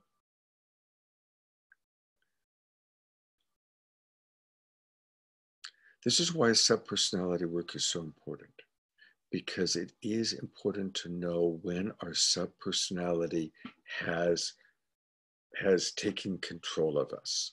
Now, of course, you've all heard me talk so much about reptile brain, and most of us now are aware of when we are abducted by our reptile brain, and we're capable of saying and doing things that aren't really what we want to say and do, but our reptile brain is running the show. And it's the same way with our subpersonalities. When Adrian's I want to drink takes over, right? Or when Scott's I want to drink takes over, right? Or pick any of the amazing subpersonalities that people have shared. Invisible girl or runaway girl, whatever it may be. So it's important to know when a subpersonality is trying to take control or has taken control of the ship. And that's why I earlier talked about, ideally, our centered self is always captain of the ship. The captain of the ship should always be our centered self, but the captain needs to be aware of when runaway girl really wants to be heard or really wants to take control, right? And that's that's like how we ultimately learn how to do it. We have to know who is the captain. What's that part of me? What's it feel like in my body? What's it feel like in my consciousness when my most centered self is present? When I've got the overview, when I'm in my frontal lobe, I have empathy for myself. I have empathy for Invisible Girl or Runaway Girl or, Princess Michaela. I have empathy and appreciation and love for those parts of myself. And I'm going to listen and talk with them, but they're not going to run the show. They aren't, I am the captain of the ship, or whatever analogy you want to use. That's what we want to learn how to do. And as a coach, I've worked a lot with people on that, helping them to get clear on what is my most centered, connected to source self, and what are the different subpersonalities, right? And that's where we take this work. And then that helps you, Allison, to get clarity. I do want to say from a practical standpoint, we age and our body can't do, as we get older, what it used to do, especially something like dancing. I'm a sports guy, and no matter how great the ball player, when he hits his mid to late 30s, he has to retire. He can no longer function, and his body starts breaking down more and more and more. We've all been focusing a lot on Kobe, or many of us have been focusing on Kobe Bryant. I was a huge Kobe Bryant fan. The last 5 years of his life, he did his best, but his body kept breaking down. He kept having really big, like not able to play for a year type problems with his body. So it's just a consideration. As we get older and we've been athletic, or our body has been a big part of our thing, our body can't do what it used to do. And so my instinct, I'm just going to say, I can't say this is the truth because I don't know what the truth is for you, but my instinct is that your body is genuinely, physically having its own natural human aging process. And it feels more like the monkey mind saying, oh, this is Runaway Girl, that's what you do. My sense is that your body is doing what it naturally is doing. Spirit has a new plan in mind for where to put your attention. And I don't think it's about Runaway Girl. That's just my guess. And if that resonates for you, great. And if it doesn't, that's okay too. May I respond? Of course. Oh, that's extremely helpful. I find that you're talking about having sympathy for your subpersonality and not letting it run the ship. I've had a lot of trouble having sympathy from that subpersonality. I actually feel a lot of shame around it, and contempt for it. And I'm trying to work on being more gentle and loving with that part of myself, because that part of myself never felt that it was good enough ever. And I didn't want anyone to know how much I wasn't good enough.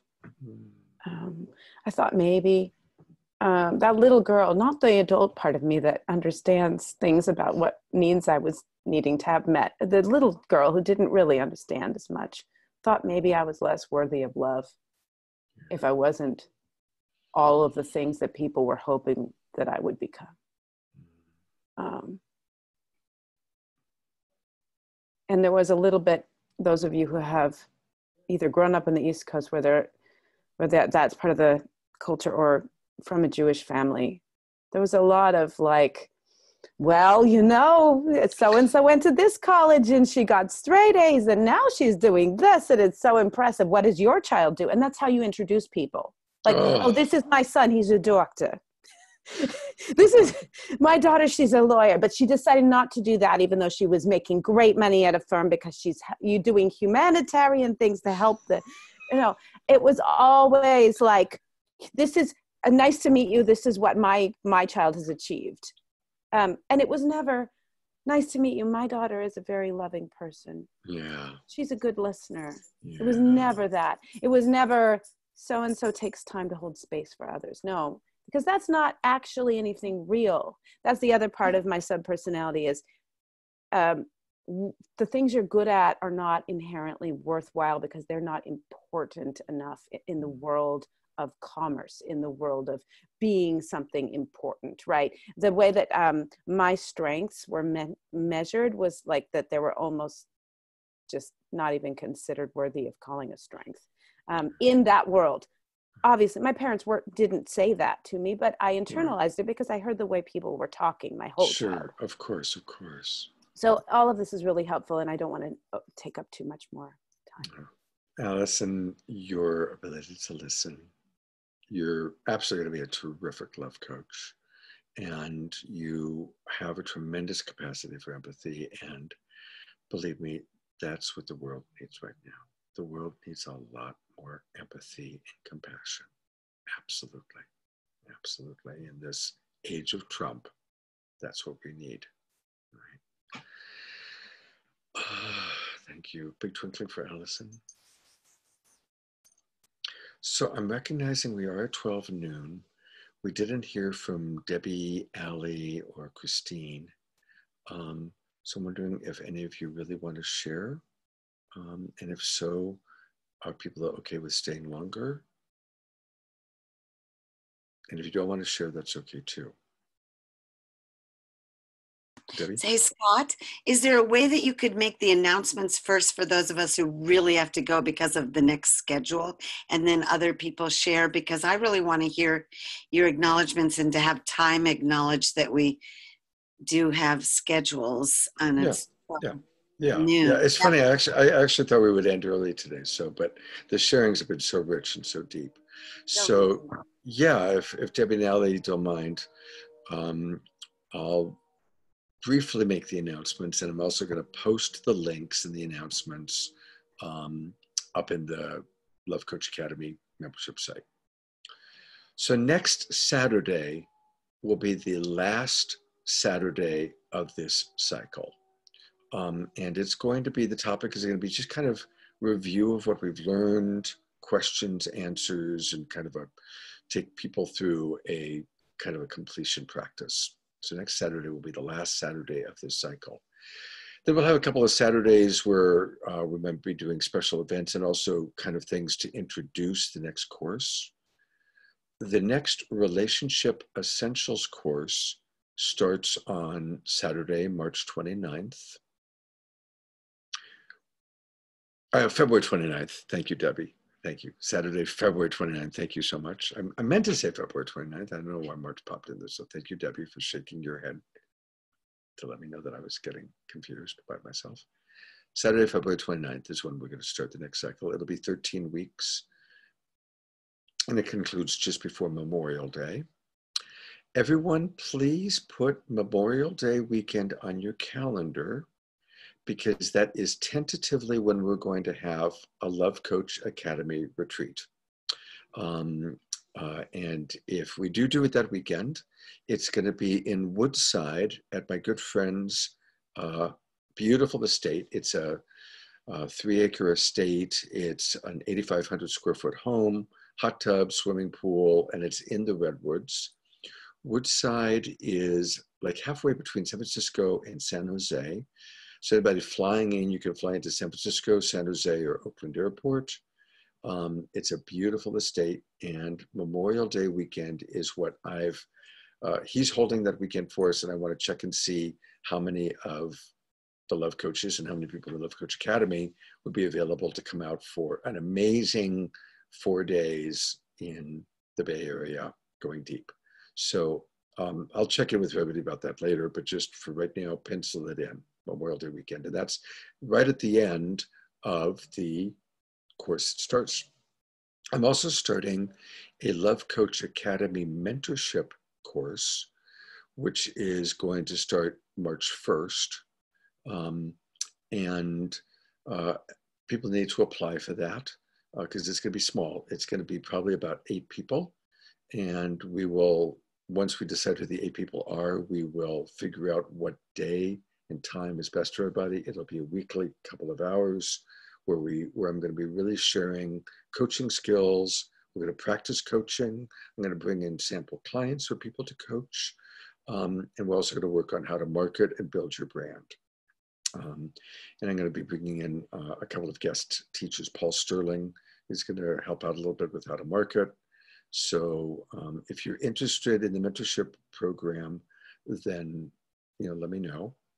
And really pretty much for everybody in this call, we should just schedule a conversation. We schedule a time to chat by Zoom to talk with Debbie and I about your future, how you want to move forward, what the costs are, and what's possible.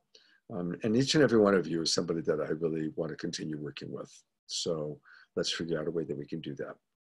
One last piece is that we do have an affiliate program. Debbie Garcia and her son have done a wonderful job of kind of taking the old Love Coach Academy affiliate program and bringing it up to date. And so a wonderful way to continue working if you can't afford it is by introducing other people. The affiliate program, anybody you refer who's new to us, who comes in, you get a 20% commission. But what I'm also offering is if you bring 2 fully paid people into Relationship Essentials, you can take Relationship Essentials for free. If you bring 3 people into Relationship Essentials, you can take the mentorship program for free. Okay, so you bring 2 people into Relationship Essentials, that'll get you into Relationship Essentials. Bring 3 people in, and you can get the mentorship. The mentorship is more expensive because it's going to be very deep.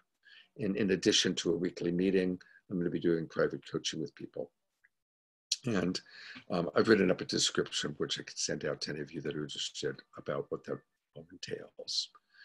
So those are the announcements. Debbie, is there anything you want to add that I may have missed or? Actually, I want to just show you guys really quick, share the screen. I just want to show you the affiliate and how it looks really quick. So, because it's super simple. So just one sec here. Okay. Go ahead, Deb. No, go ahead, Deb. Okay. So on the website, go to relationshipessentials.org and you go to become an affiliate. And it's super easy. There we go. You'll fill out this information here. Okay, and you'll sign up. And then when you log in, this is the part I want to show you because it's really easy. There we go. Internet's been a pickle for me today. I don't know why. Okay, you go to links right here. The affiliate guidebook is here and other information you can check out. But the only thing you really need to be super aware of is right here. You just want to copy this link right here. And this is what you want to share out to people because that'll directly track you. I'm updating these right now. Today they'll be updated. And you can also choose if you're if you have a website or something like that. These are the HTML codes that actually you can put these banners on a website or into a email. But really, for most people, the only thing you're really going to be concerned with in here is this part right here. Okay. And you can also choose to right click, just do save image as, and then you can just do that. So you can just save an image and then use that link with it. And you don't need to worry about this coding right here, which would confuse most people. So that is all I have to show you about that. Everybody, and I know I went through it really super fast. If you need me, just hit me up. Well, you know what, Debbie, maybe what we'll do is we'll shoot a short little video, not right now, but shoot a little video where we just kind of repeat all this information, provide a couple of the links. There is a link to obviously the affiliate program. There's also a link to Relationship Essentials, and there's a link to my mentorship program. So, all right, thank you. And if anybody needs to go, I understand it's a little after 12. Thank you for staying with us. We will have a practice group. Oh, we will continue the Wednesday night practice groups. They'll continue, and probably what I might do is bring in some guest teachers in the month of February. And then once Relationship Essentials gets going, we will continue to practice whatever, you know, we were teaching. So it'll be similar to the way we did it with this one. But for the month of February, we will, you know, still do Wednesday nights, and probably, as I say, I'm going to bring in a couple of guest teachers. So there you have it. You know what? I did think about something, Scott. So Sure. between now and February 7th, if you sign up, you also get additionally, Raggio. You guys remember Raggio? Okay, you get her 21 day meditation and my gratitude alchemy course, which Candace is taking. It's super fun. As well as it's called Sophia's Mirror. It's this really awesome soul report that a friend of mine, which you guys will be meeting him at some point, created. He's actually a developer, and it's quite amazing. I've had him on as a guest on Spirituality Gone Wild, so it's super cool. So there's extra bonuses for those of you that want to pay in full and have it done, plus the fact you're getting a discounted price on the Relationship Essentials. And I'm sure that Scott and I will talk about how to incorporate everything, actually. So it's super cool. And so just keep that in mind. And then there's also the option of, for those of you that want to go on payments, of doing a $150 deposit where you get a session. Oh, I forgot to mention that also includes a session with Scott or I. And the $150 deposit would include getting started in everything we just mentioned, as well as the session. But it's a non-refundable deposit. Just know that. Okay, it's going towards your first payment, which starts the day. Well, actually, Scott knows the payment plan structure better than, it's not on top of my head. Okay, that's it now, because it's already going on 12/10. So I don't want to hold people here for my infomercials. Actually, no, thank you for bringing it up. It really is a good idea. If you're going to do this, do it sooner, because the early bird registration, you save a lot of money. You get all these extra goodies. So thank you very much for bringing that up, Debbie. And share it with your friends. Get out there, tell people about us. I don't know if we mentioned, but if anybody is sincerely interested, we will offer free 15-minute consultations, just if it's somebody who doesn't know us, to meet Debbie and I. And then as she said, one of the goodies by getting the early bird is that you get actually a full session with one of us. All right. Who would like to share about their subpersonality that has not already spoken? Debbie Garcia. Okay, and I'll make it as quick as possible, you guys. So I've got a few subpersonalities. They're also the separators, is how I look at them. They keep me separate from in this human experience, and they keep me stuck in that false evidence appearing real, in the fear realms. And I resonated with every single solitary one of you. I think this is such a beautiful example of like how we are all so connected, because I absolutely felt each one of you and went, oh my gosh, that's me, that's me, that's me. Especially Allison's Runaway.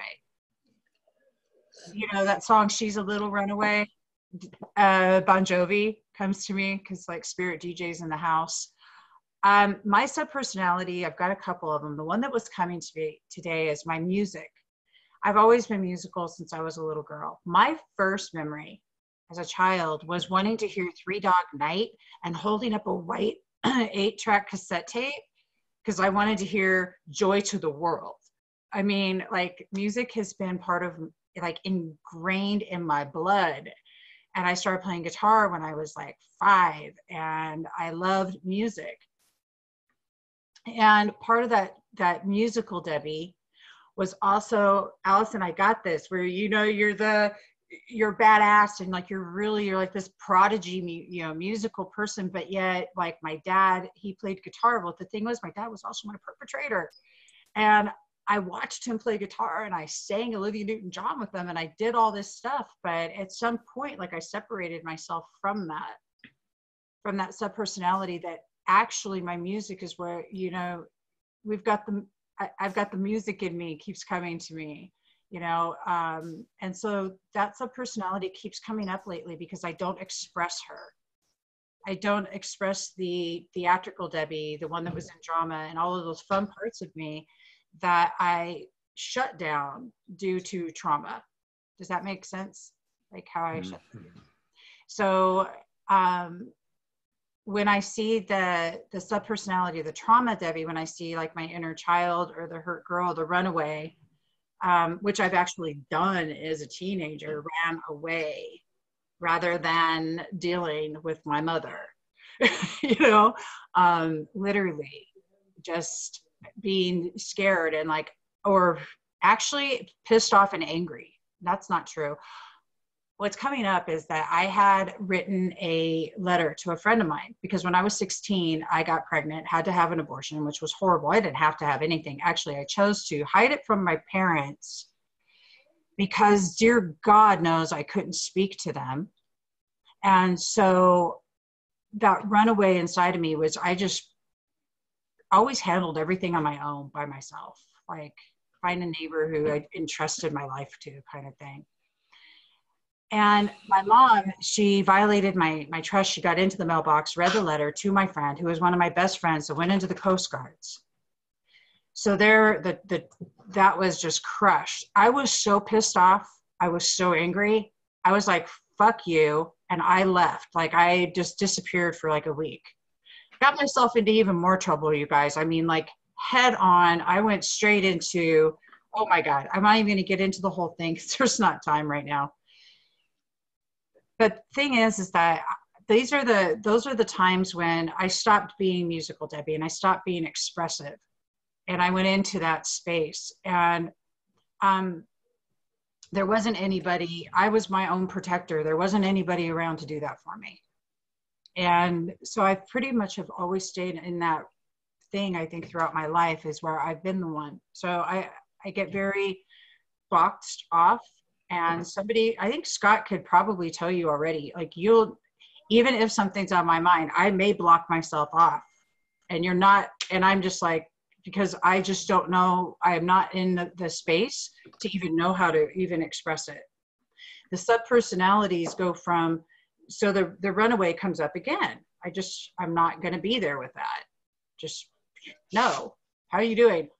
And if the most at least I'm able to instead of saying fine, which is fucked up, irrational, neurotic, and emotionally confused, at least now I know how to say, oh, okay, well, I'm breathing, or I'm something, at least put something to it. But the subpersonality work is great because it's always showing me where that separation point came in from my actual soul essence of who I am. And I share these things, not with pain today, but I share them as an experience that, just like all of you shared with me, that we are all so in this together and all of us so holding space for each other, and how grateful I am that I'm here with you.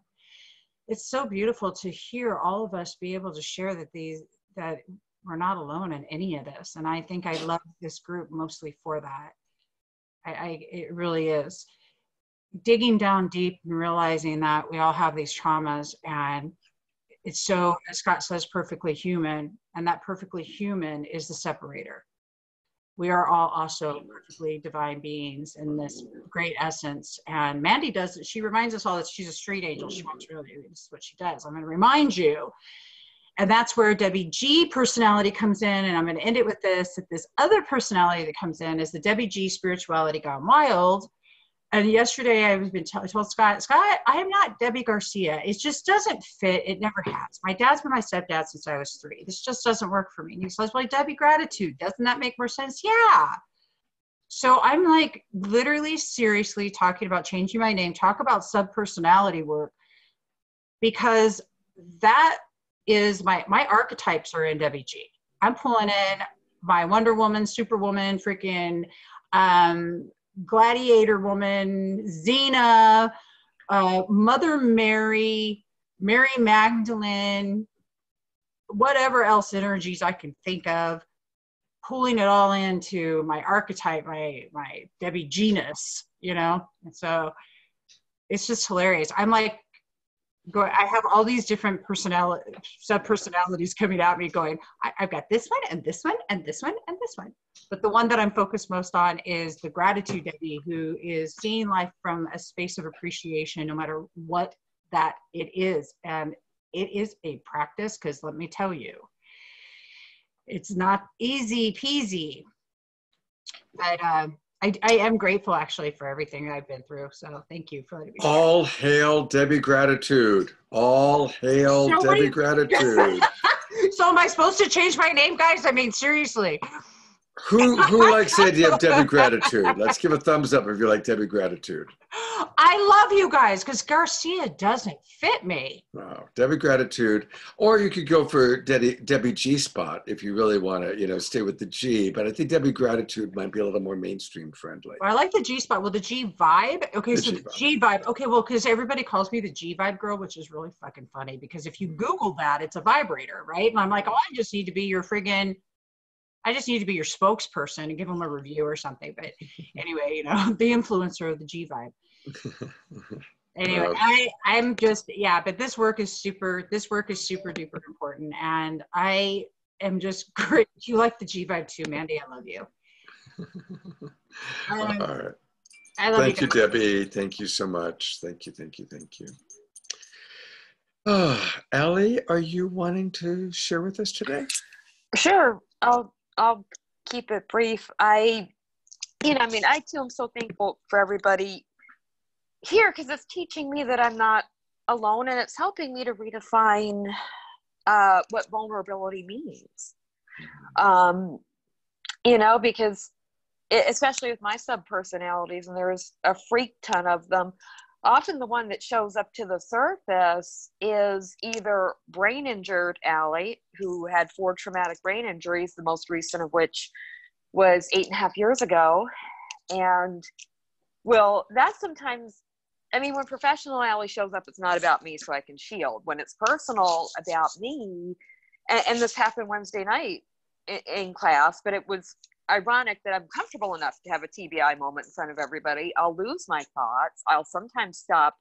You can see my mind is not tracking, or I'm not making sense. And, and I'm like, crap, pull it together. But my brain is just not wanting to cooperate in that moment. So there's that, and there's, sorry, now, so there goes my brain refusing to track again. I've been transmuting a lot and processing a lot, and, there's a lot rising to the surface personally. The woman who survived, who survived attempt, my ex tried to poison me.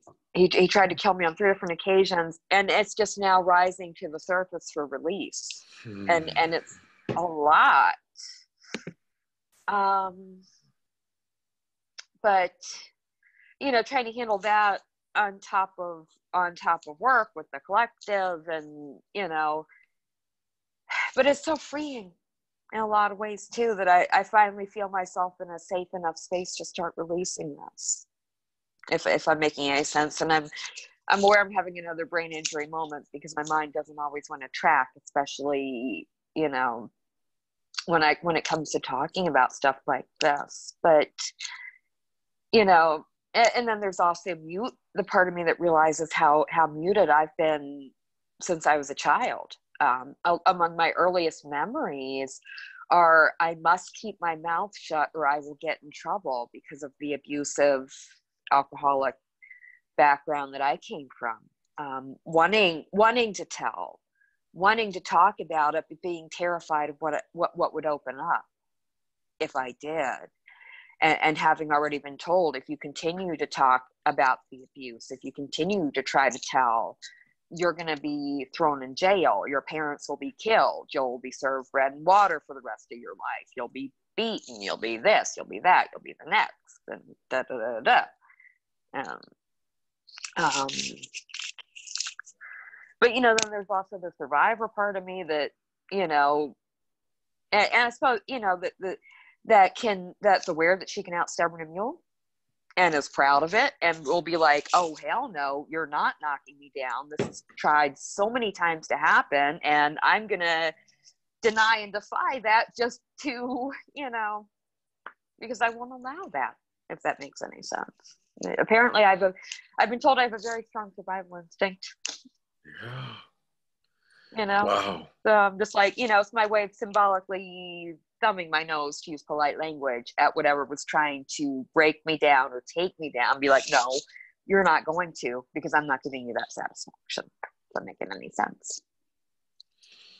I'm really hearing. And I know it's a lot. No, thank you so much, Allie. Thank you. And I'm feeling a little bad that it's, after class and half our people are gone, but at least you're getting some of us able to hold space for you. Yeah. And I'm hearing you have let's give her twinkling. Lots of extra twinkling. We got a twinkle for the whole class. Double twinkling. Allie, I'm hearing you have a really strong protector, that you've cultivated a part of you, maybe even multiple subpersonalities, that play the role of protecting you physically and psychologically. I had to. I'm the only one. That's yet another one of my subpersonalities, is the tough as steel who needs no one except herself, because reality is that I've always had to, my mother, she never had the mother she needed. So she still needed protecting, and she looked to me even as a child to protect her. And I don't mean that in a derogatory way. It's just, something I'm coming to understand, how much she needed protection, didn't get it. So she's looking for it from me, even though I was not in a position. But I've always been the one that has to take care of me. And it's like, okay, and I know I could have spoken up earlier, but it's still, that's partially a brain injury reaction and partially still a trauma reaction. The last time I tried to speak my truth, I almost got killed for it. I was almost murdered for it. So, it's like getting there. So, getting there. Yeah. I didn't even realize until y'all called it as severe trauma, that it is severe trauma. If anyone else had said to me, like if one of my clients in the collective had said to me about it, I would have called that severe trauma. But because it's so, even in my own family, it's so diminished and minimized and silenced, it didn't occur to me that that's a severe trauma. It's like, well, you must have done something to deserve it, Or, oh, he didn't mean it. He got carried away. He's not responsible for his behavior because of, this underlying medical condition. There's always an excuse, a rationalization, a diminishing. So it never occurred to me to call it to the severe trauma that it was and is.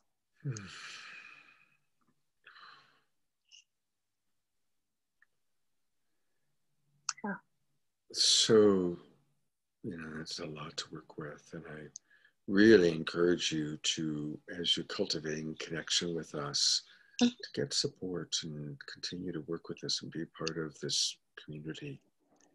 And the word that comes to mind is discernment.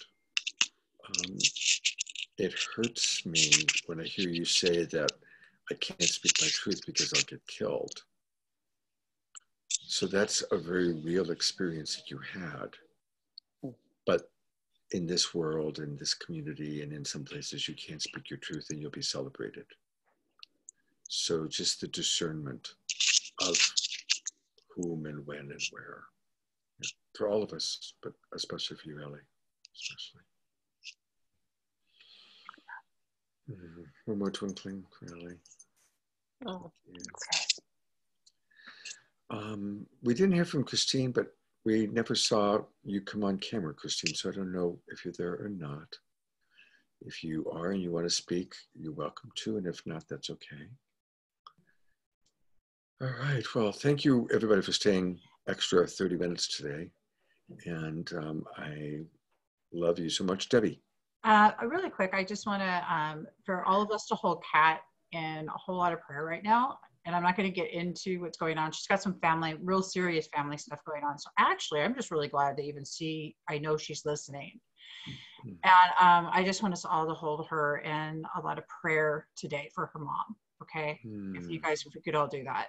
Yeah, I got a message late last night. So Okay, so, and Debbie's referring to Kat, who oh, we're seeing Christine. on screen as Christine Critta. Yeah. So as we look at your picture, Christine, Kat, we are holding the highest vision, maximum grace for your family and for your mother. Maximum grace for Kat's mother. Maximum grace for Kat, her family, her